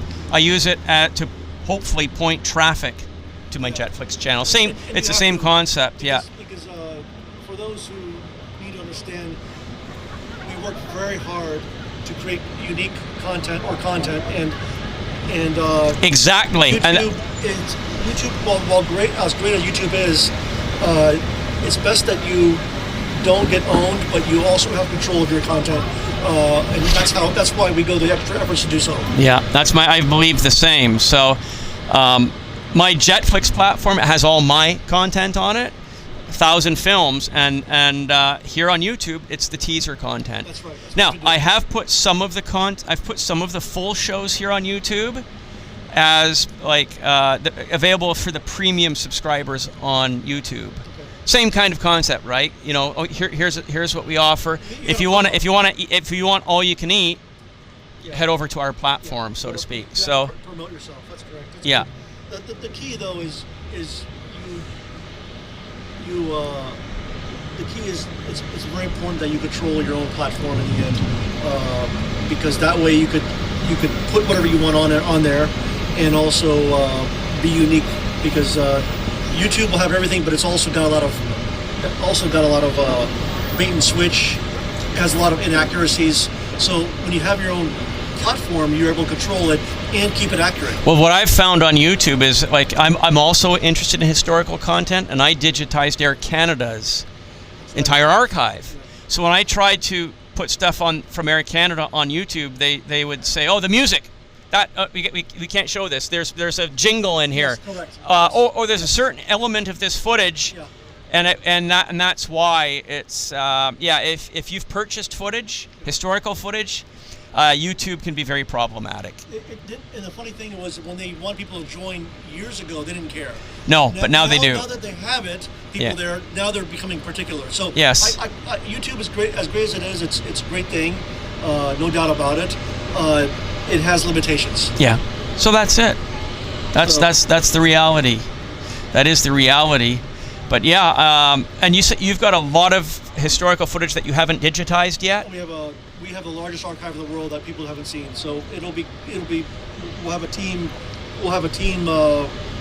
be uploading that once we get launched, and it'll be uploading it for years and years. Yeah. Well, it's just myself, and I'm sure you're the same. My own footage goes back to the early 2000s. I don't think I'll live long enough to digitize it all. There's that much. I need to hire a organically hired and trained a team. Yes. That's going to work around the clock to do it, because I know. You're absolutely right. It's unbelievable, and I'm just talking my own footage. That's the point. If one person cannot do it, it's overwhelming. Yeah. And that's a problem. I mean, I've got shoe boxes filled with videotapes. Shoe boxes. It's a good problem. So I'm gonna have a team that's going to be constantly reviewing and basically uploading it to Airflix, and that's going to require a specially trained team to do this. So that's what's going to be needed, and that's why I consider this as conserving film. Yeah. Because a lot of films that we purchased would have been lost. Absolutely. Absolutely. Now, is this plane returning from somewhere Yeah, earlier? these airplanes just go back and forth. So the airplanes repeat, right? This could have been one of the ones we saw depart an hour ago. It all repeats. It all repeats. So Henry, let me ask you a question, because it's let me interview you here. Yeah, by all means. Absolutely. So why are you passionate about aviation? Well, I've been interested in aviation since I was a little kid, right? At age 3, in the summer of '67, I was taken out to the airport here at Vancouver, and I just became obsessed. What was the first plane you saw? Do you remember that? I can't remember, but I was taken to the observation deck, Vancouver South Terminal, by my grandmother, and I've been hanging out. Actually, we can put ourselves on camera. Let's see if you. Yeah, the other way. Let's go this way, that we can have a little bit of a... Oh, here comes another... See what I'm saying? There's so much traffic here, it's hard for us to go on camera, but I want to do that. So we'll give in a second. No worries. Because I'd like to answer that question. You know, it's Vancouver history, right? I was there. I've been going to the obs deck since summer of '67. When did the deck disappear? Well, they closed the South Terminal for commercial traffic when they opened the main terminal in 1968. Oh, so it's long gone. Well, the terminal's still there. It's the commuter terminal now. They've now resurrected it as the commuter terminal. It's called the South Terminal, but it used to be the main terminal for the airport. Dulles Airport had a fantastic viewing deck for many years, and it closed down in the late 90s. Yes. They said it was going to close down momentarily, as they say they always will do, and it never reopened. Yeah, wow. Well, Vancouver had an observation deck on the roof when they built it in '68, and that closed in about '73, '74.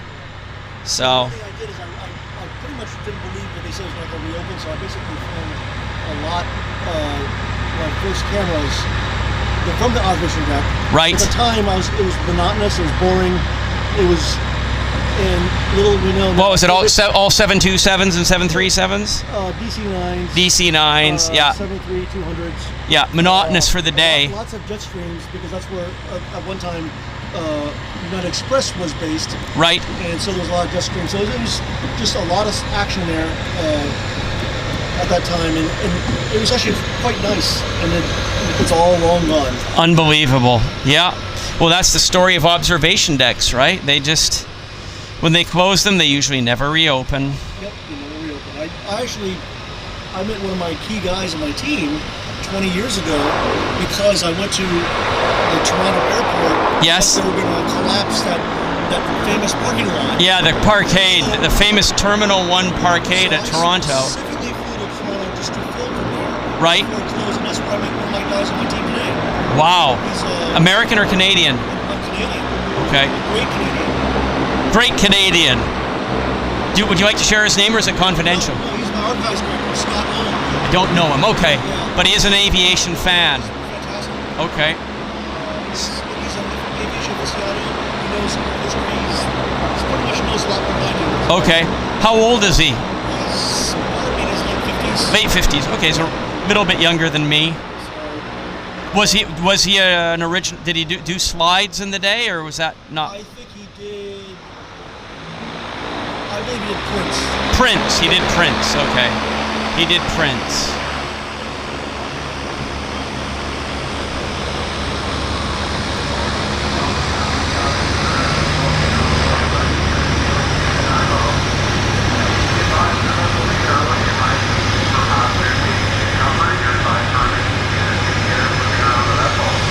It's just unbelievable. The noise level here is unbelievable today, actually, because again. So, okay, so you did go to Toronto. You filmed the last days of the parkade for the famous... The last year, correct. Last year, yeah. Yeah, Gary Sua says, I miss the old terminal one at Garage. He used to go up there every weekend. So I went there and filmed it, got it on film, filmed the Concorde, the last Concorde into Toronto. What year was that? I think it's 2004. 04, okay. And actually got someone to film it, actually not me. But, Okay. So it was... Wow. And then I had purchased films from the 1990s of someone filming 10 years earlier. Right. From that location. Wow. Back in the day when it was. That water coming out. I don't know what that is, but it happens. I have no idea. It's some kind of outflow. So what we're talking about is there's this water that comes flowing out from there. There's pipes. Like, it has to do with something from the city, I guess, obviously. But what it is, I don't know. I guess the people that work there would know what that is. But every now and again they release all this water. It's not toilet water, because it would stink to high hell here, and it doesn't. But I don't know what that is. Don't know where that water comes from. I just know that it's not smelly. Hello, DW. Welcome to the show. Welcome to the show. Interesting. Donna Davey says, in her mid-20s, I used to hang out at that big empty land at the eastern end of the South Runway. Yes, that's the approach to runway 26, Donna. A lot of people used to go there. We used to go there as well.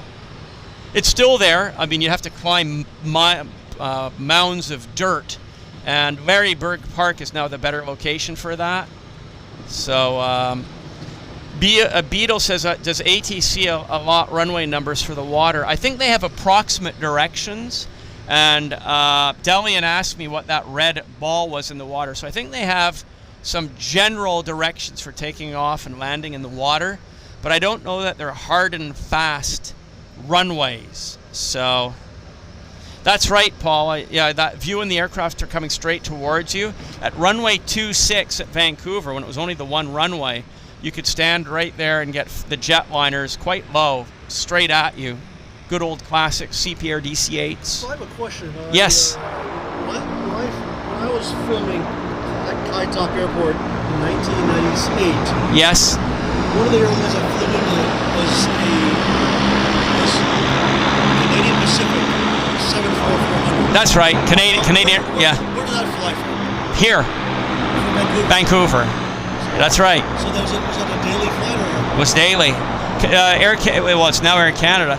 I believe it was CP flight 7 and 5. I think those were the flight numbers. It was set one in one direction and the other in the other direction. Flight 7, CP flight 7 and 5. I captured that a bunch of times, and I was always wondering where the CP air flew from. Actually, it was Canadian at the time. Canadian Airlines International. It was actually Canadian. It was not CP. Yeah, CALE, as they called themselves. It was CALE.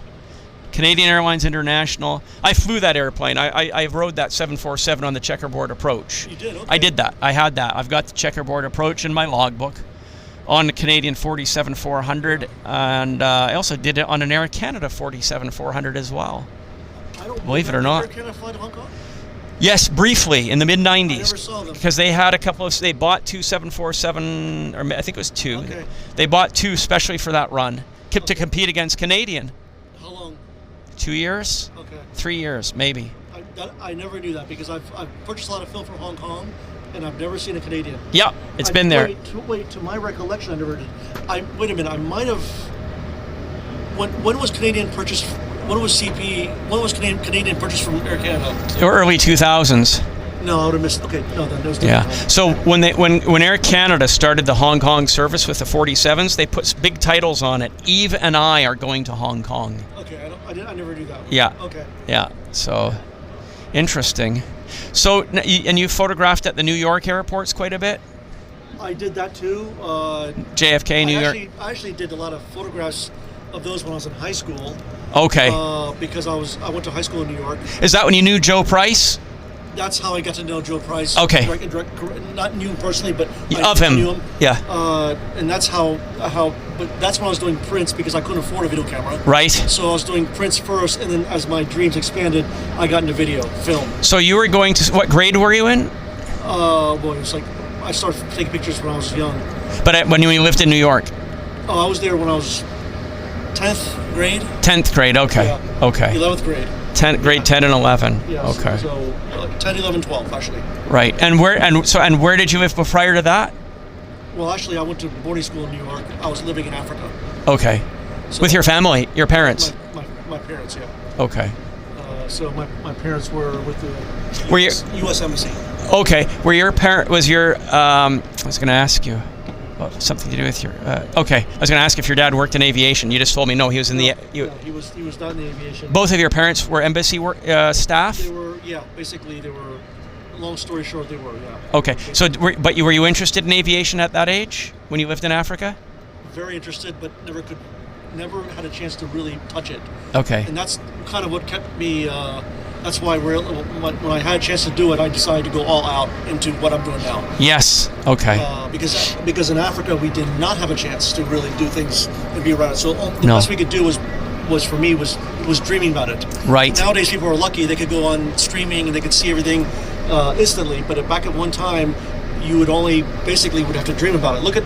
Here's an example. Look at Da Vinci. He had drawings about aviation. Yes. He dreamed about it, but he never could experience it. No. So true. I was closer. I had. Yeah, you were. we had dreams about it, and I was able to fly it. I flew back in the day. I flew several airlines called UTA. Yeah, French airline, which was bought by Air France. Yes. UTA was one of them, and I flew an airline called Air Afrique, yeah. which was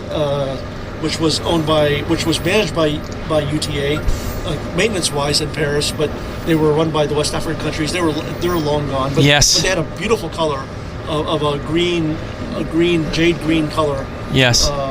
Those were the airlines at the time that flew out of there, and they would fly once a week into our city. So if you missed a flight, you have to take one more week later. What city were you living in? Various cities. Various. Okay. Various cities. It was. But you were in the French-speaking countries. French and French and English. It was. Okay. We were in 4 or 5 countries there. Okay. The bigger ones was Ivory Coast. Ivory Coast. Yeah. Okay. So. Wow. Which was busier. But, wow. What's the name of the city there? Is that Abidjan? Abidjan is Ivory Coast. Good job. Yes. Abidjan. Yeah. And then Senegal was Dakar. Yeah, Abidjan. Oh, and Dakar? Dakar, yeah. Dakar, Senegal. I don't know if everybody knows, but Dakar was, at one time, was a backup runway to the space shuttle. I think I've forgotten that, but yeah. The only runway in Africa which was the backup runway to the space shuttle. Wow. If there was an issue, and was Dakar. Dakar, Senegal. Wow. Of course, never needed. Wow. It's amazing that you lived there as a kid, though. Yeah. In Africa. I lived many places. I lived in Saigon as well. That's a nice place. And that was, back then, it was much different than today. Yes. This is a fabulous view, by the way. Absolutely fantastic view.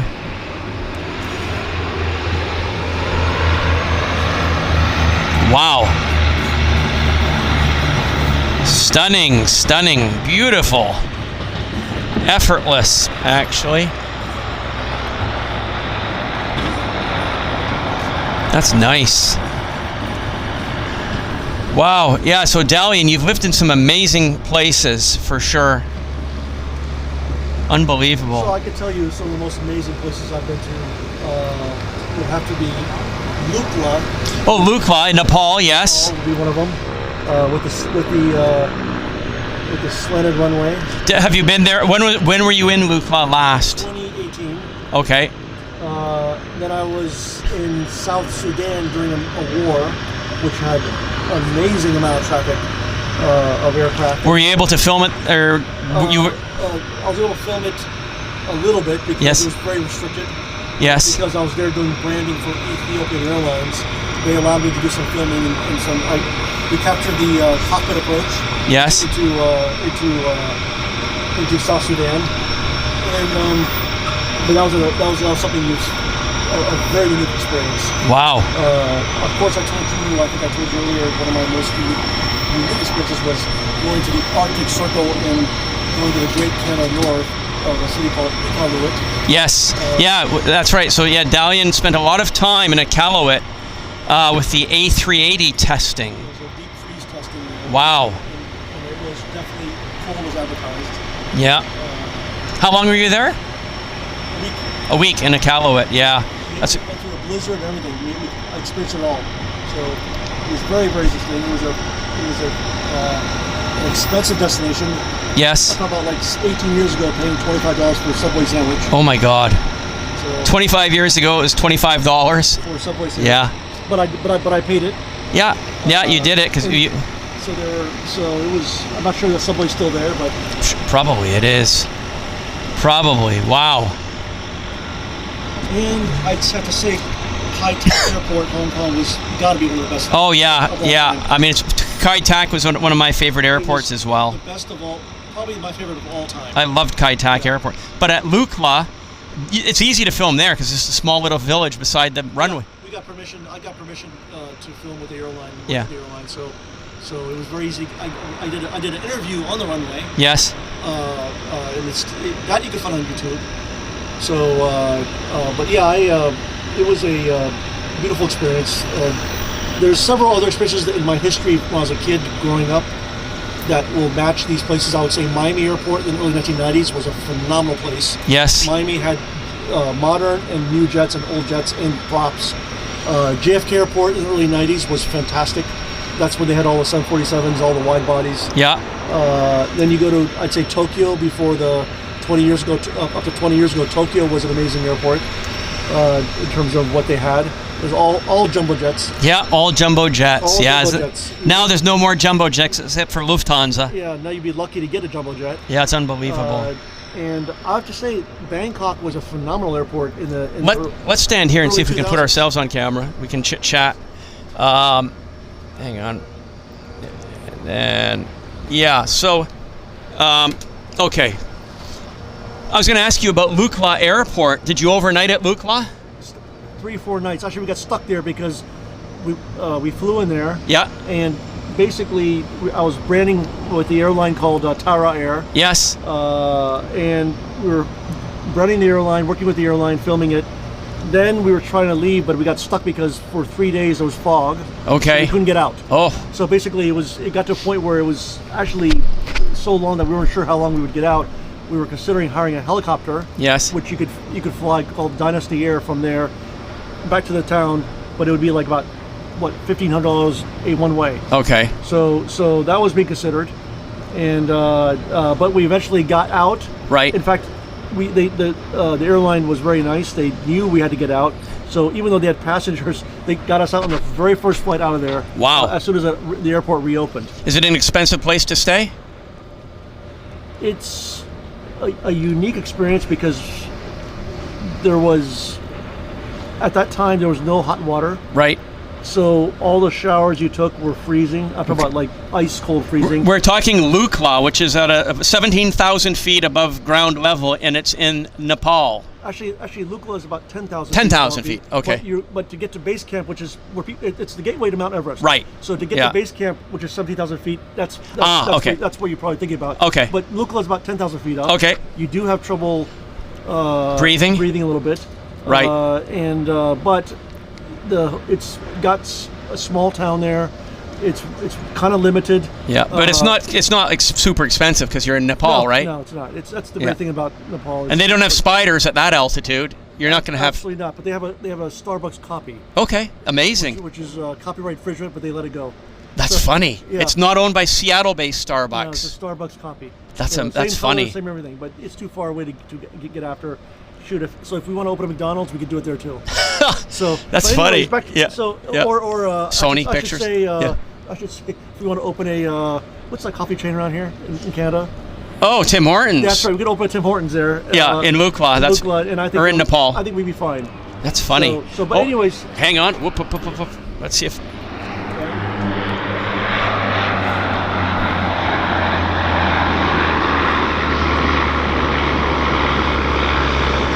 Great action.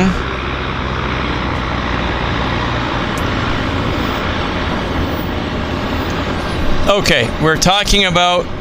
Oh, you know what? We've got this Twin Otter about to start, right? But let's continue. Tell me what were you saying, Delian? So about basically, Lukla had it was definitely unique. It was the showers were ice cold. Yes. There was one hotel which had heated water. Right. But I didn't stay there because the hotel that sponsored us was overlooking the airport runway. Oh yeah, you want to stay there. We want to stay there, but actually I did think twice about not staying. Oh my goodness, because it had no. I don't like freezing water. And you had no creature comforts. No creature comforts. It was freezing. It was cold. Oh my goodness. That's part of the experience. Wow. But next time I go back there, I'll be very honest. I'm going to pay for the heated water. Basically, I'm going to pay for the room that has heat. Oh my goodness. My goodness. Let's have a look here.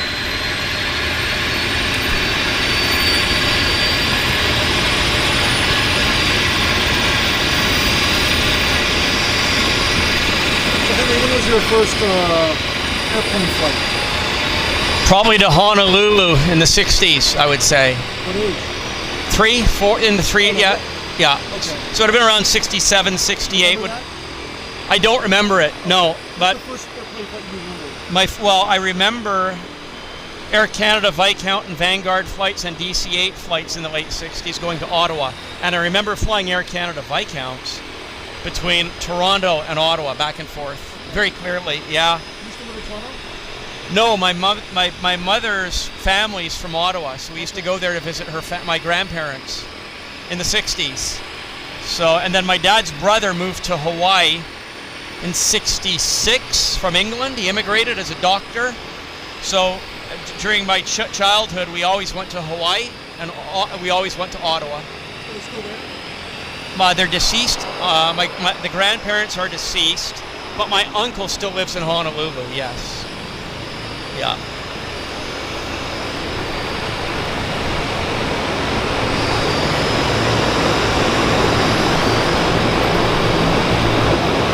Look at this, guys. Hello, Anil Baki Durmush. Hoş geldiniz. Anil, hoş geldiniz.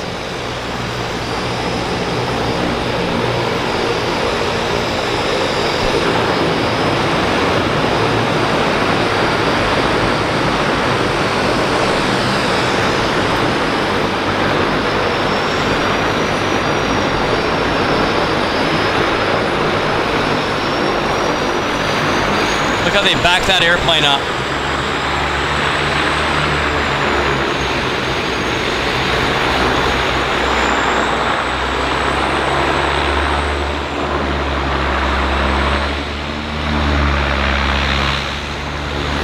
That's neat.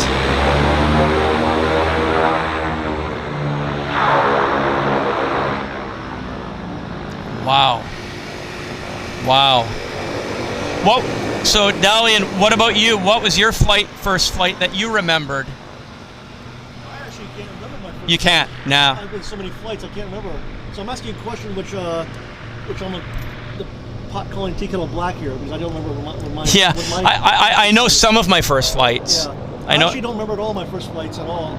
Although I flew a lot because I was very young when my family was flying. So I can tell you, I remember being in Maui in the late 60s with my parents, and it was raining unbelievably. It rained like you would not believe. We had no sunshine, and I know we would have flown there on a Hawaiian or Aloha 37. I'll tell you my first flight. DC-9.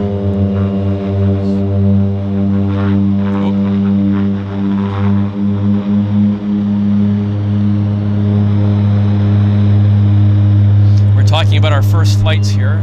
So once this airplane's underway,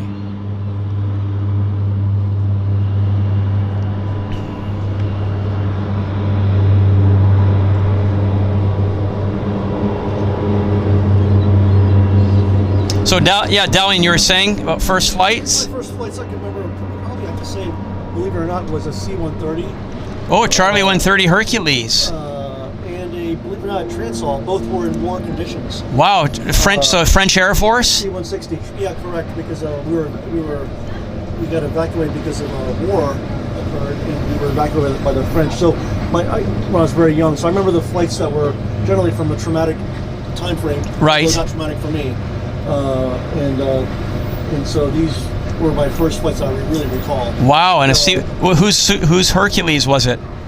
C-130 would have been with U.S. Air Force. Oh, that was U.S. Air Force. The Transall was French Air Force. Okay. So besides that, it probably been the first flight would be I probably recall was probably DC-10. DC-10, yeah. DC-10 of but not. I don't. It's funny. I don't really select to call much of our first flight. Have you been on a stretch DC-8? I don't recall being on one. Okay. I always wished I was. Yes, of course, yeah.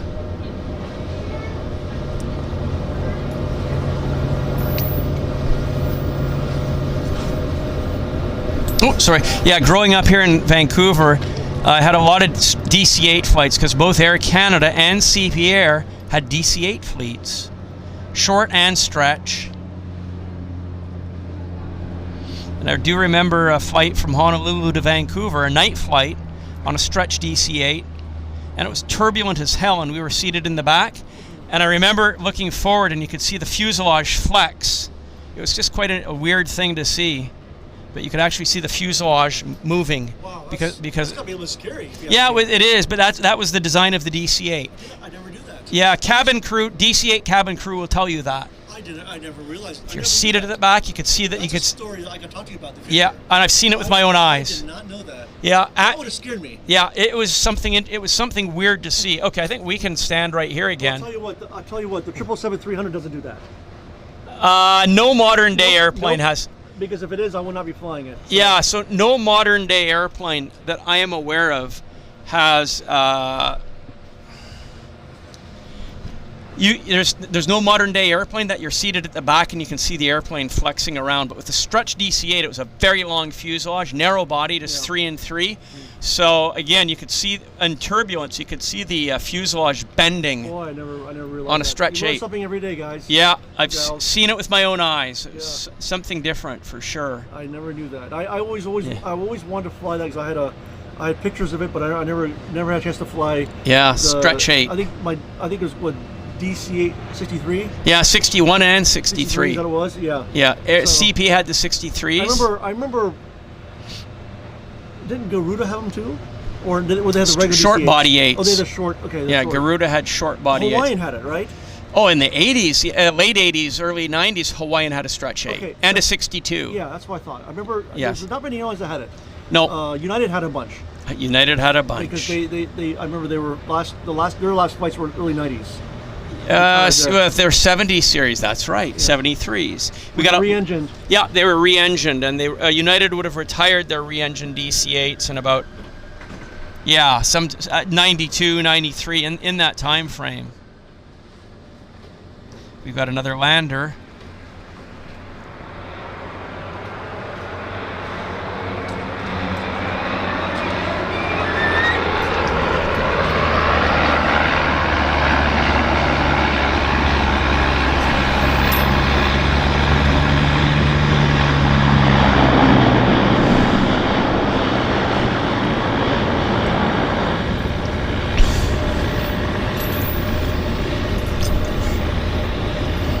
Wow. So what else can you tell us, Delian? What else can you tell us? Oh, I could tell you a lot. Yeah. So where's your next stop? Does anybody have any questions? If you guys are. Yeah. Okay. Does anybody have any questions for Delian? And I'll answer them.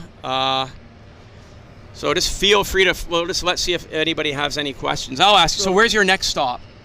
You're going home, and then where? Okay, well, I'm going to give away some secrets if I tell you too much. But basically, I'm going to Washington, D.C. Yes. Then I'll be going to Dubai. Then I'll be going to Bangkok. Then I'll be going to Malaysia. Okay. Then back to Sri Lanka. Oh, my goodness. Then to Borneo. Then to Laos. Then between those two, Dubai and Sri Lanka several times because I got business there. Yes. And of course, every once in a while back to DC and Los Angeles, where my new partners are. Yes. And maybe coming up to visit you again. Okay. Vancouver. If I go to Los Angeles, I come up here again. Wow. So I'm non-stop, basically going around. But I did spend 10 years branding Ethiopian Airlines, so I flew all around Africa with Ethiopian.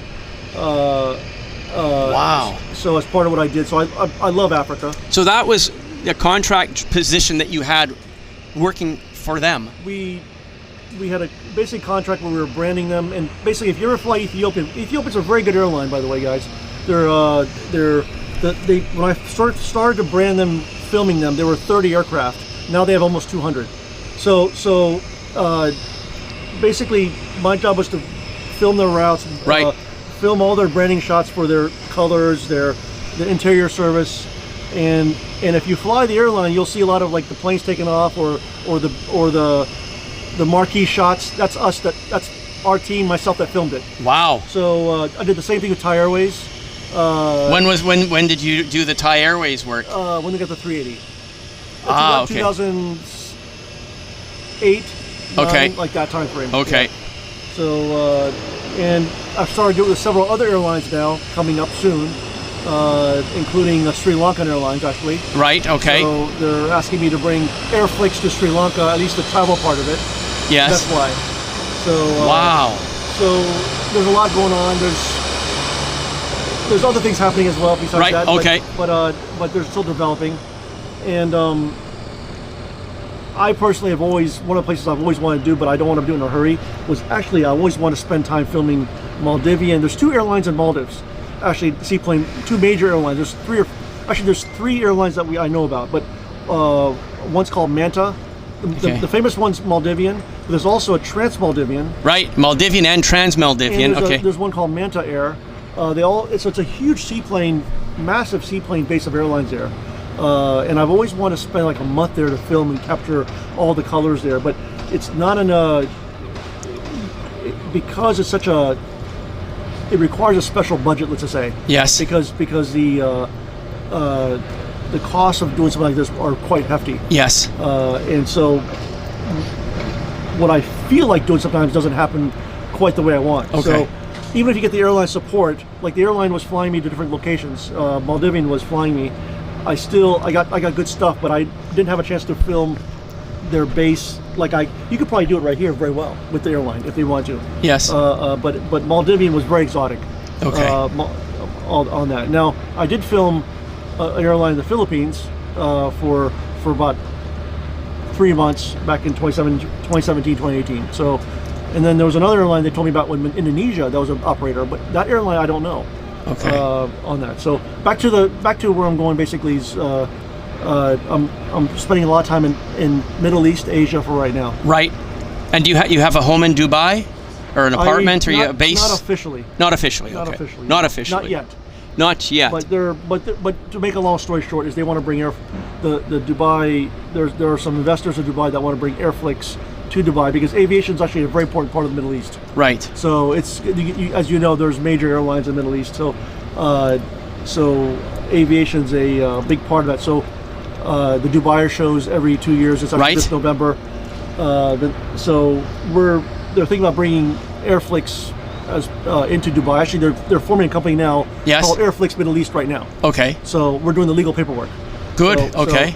But we're going to have different regions for Airflix because I want to shake the hands of many cultures. Right. And also get multiple languages. Okay. That way we could be truly global, but also respectful to each region and each culture. Right. Well, again, this has been a multi-decade dream of yours. So it's not easy, guys. It's not easy. I'll tell you right now. It's taken a long time. Yeah. I had to love doing this. My goal was to have a global network and covering everything, and it was actually a lifelong passion to do this. Wow. So, but it's not been easy. I mean, ask Henry. He's doing this right here. Imagine doing it around the world. So it is actually a very difficult job. That's why I need people. That's why I love to associate with people like yourself, because who are accurate and care about the industry. Right. And accurate. Yeah, try to be as accurate as possible. Yeah. And that's the issue you find when you go out there is you get a lot of inaccurate. Yeah. And I'm lucky I've got, local historians like Glen Etchells, Ken Schwartz. Yeah. These guys, as you say, they're walking encyclopedias. I hate to say it, as they move on, you get I got a little concerned about the new generation because they don't quite care about accuracy. They're more sensationalized, and I don't mean to be critical, but it's very important to maintain accuracy. Yes, absolutely. Or authenticity, I should say. Yeah. So, anyways, by getting our films out and publishing it, and getting and associating with people who are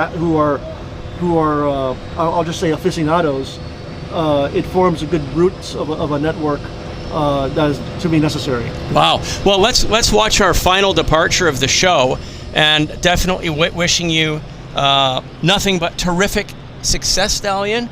That's a helicopter, but we have an engine start here. And you mentioned publishing. So in the community section of YouTube here, I uploaded 10 different mock-up covers of my new book, Air Travel Time Machine Volume 2. Some of you might have seen that. So I'm in the process of putting together my Volume 2 air travel time machine. I can't compete. I can't compete with the sound. So What does Air Travel Time Machine cover? What years? My first volume of Air Travel Time Machine covered the period 1946 to 1960. So Volume 2, which my book designer is finishing right now and has consumed the last 6 months of my life, covers the 1960s. So 1960 to 1970. I met somebody that you might know and you might have wanted to meet if you haven't met him. That when you're talking like this, you remind me of him. Yes? Okay, and he's since passed away. Oh, I'm sorry to hear that. His name was R.E.G. Davies. Oh, R.E.G. Davies. I knew him. Yeah. I knew R.E.G. Davies. Yeah, I met him at the shows. Yeah. He's a very nice man. Very. Yeah. He's a purist. Yeah. So when you're talking about what you're doing right now, I was talking when I was talking about his books in his office. Yes. He was kind of like you right now. Yes. About how he's covering in detail these eras. Yeah, He never finished it. Yeah, R.E.G. Davies was probably the most famous American aviation historian. Yeah. Commercial. He was commercial airline, I should say. The curator of the National Air and Space Museum. He's actually British. He was British. Yes. Yeah. Okay. Yeah. Yeah, I met him. I knew him. I met him on more than one occasion. R.E.G. Davies. He's definitely Wow. a purist. So Wow. We're going into history here, Henry. Well, trying my best. Yeah. So I've been working on this book for the last 6 months. It's taken vast amounts of my time. Even today, my book designer is waiting for me to provide input, and we're now finalizing the cover. We've done all of the interior pages of the book, and it's just taken an unbelievable amount of my time, and I hope it'll be a good book. I hope people will like it.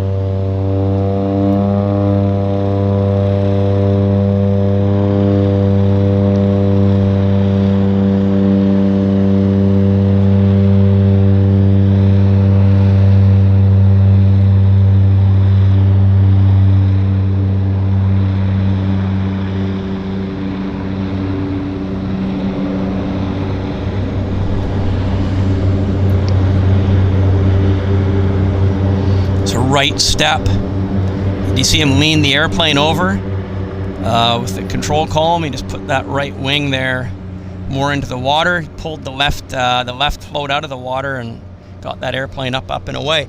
So Delian, if you stand right there, I'm going to come and join you because we're going to sign off. We've been streaming now for 2 hours, actually. Believe it or not, the time has gone by incredibly fast. And there we go. All right, Henry, I'll get you on video here, all of us. Okay, so I think I've opened it up so we can see this. Delian, I want to thank you for being here. It's been great having you as my guest, and we've known each other for, I guess, almost 20 years, probably somewhere around that time. And the reason why I know Henry, just so you guys know, is as I started purchasing films, I ran across Henry had filmed some things I wanted or I got, and I purchased his film footage. And separately, I also purchased images and so, which is what his specialty was. So that's how I first reached out to him, and then slowly over there we would trade information, share stuff, and Henry was very gracious during the COVID time frame to share. We were sharing ideas and stories together, and this is the first time we got to meet finally. Yeah. And I'm very happy about that. Yeah. And we'll meet again. Oh, I'll absolutely. come back here again. Yeah, and but yeah, the footage that I knew you as David Maxwell, but again, it's Delian. It was the A380. I filmed the first ever arrival of an A380 aircraft at YVR, and I think that was around 2005 maybe or 6. That time frame, yeah. Yeah, and Delian was producing. Well, he was chasing the A380 and doing a huge documentation, video documentation, DVD documentation series on the A380, and I was the only guy who had this footage of the aircraft arriving right here at YVR. So that was 20 years ago almost. 20 years ago, yeah. So wow. That's how we got to. Yeah. Actually, it's funny. I actually forgot that I purchased it. You remind. Yeah. I remember you for something else, but yeah. Tell me right here, when you get overwhelmed with films, that's what happens. Yeah. So whenever I know, David Maxwell, what comes to my brain, A380. So there you go. That's it. It was a good one. We had it. We had a good. I think we had a good show today, folks. Look forward to seeing everybody. We'll have to play it by ear, and hopefully next week we'll see how it goes. And thanks so much for watching. For those of you that made those donations, I really appreciate it. Thank you for being here. Thank you for our moderators that were here. Thank you so much for everything. So we had a good time, and yeah, it was fun. Until next time. I loved it. It's great. Yeah. This is the kind of what aviation is made about. It's about friendship. It's about it's about sharing. It's about friendship. It's about also expanding. And when we get part of my idea of getting Airflix to a globe is to get to touch a lot of cultures, but I really want to get people who are like Henry on board, because that is so important to have accuracy and to have, I don't know how to say it, pure. It's very important to have pureness when you're doing this, because there's and that's what will differentiate us from other places. Is from YouTube is basically having a bunch of people who care about the business and who care about the history and want to pass it forward on that. So Henry, you're one of the probably 20-30 that we're going to have on, and I want people to know about you as well. So okay, it's very important. Terrific. Thank you very much, everybody. Until next time, have a good week. Thanks for watching. Hope you guys enjoyed it. Until next time. Yeah, it was a good one. Thank you very much. That was a good one. Bye, guys. Bye, everybody.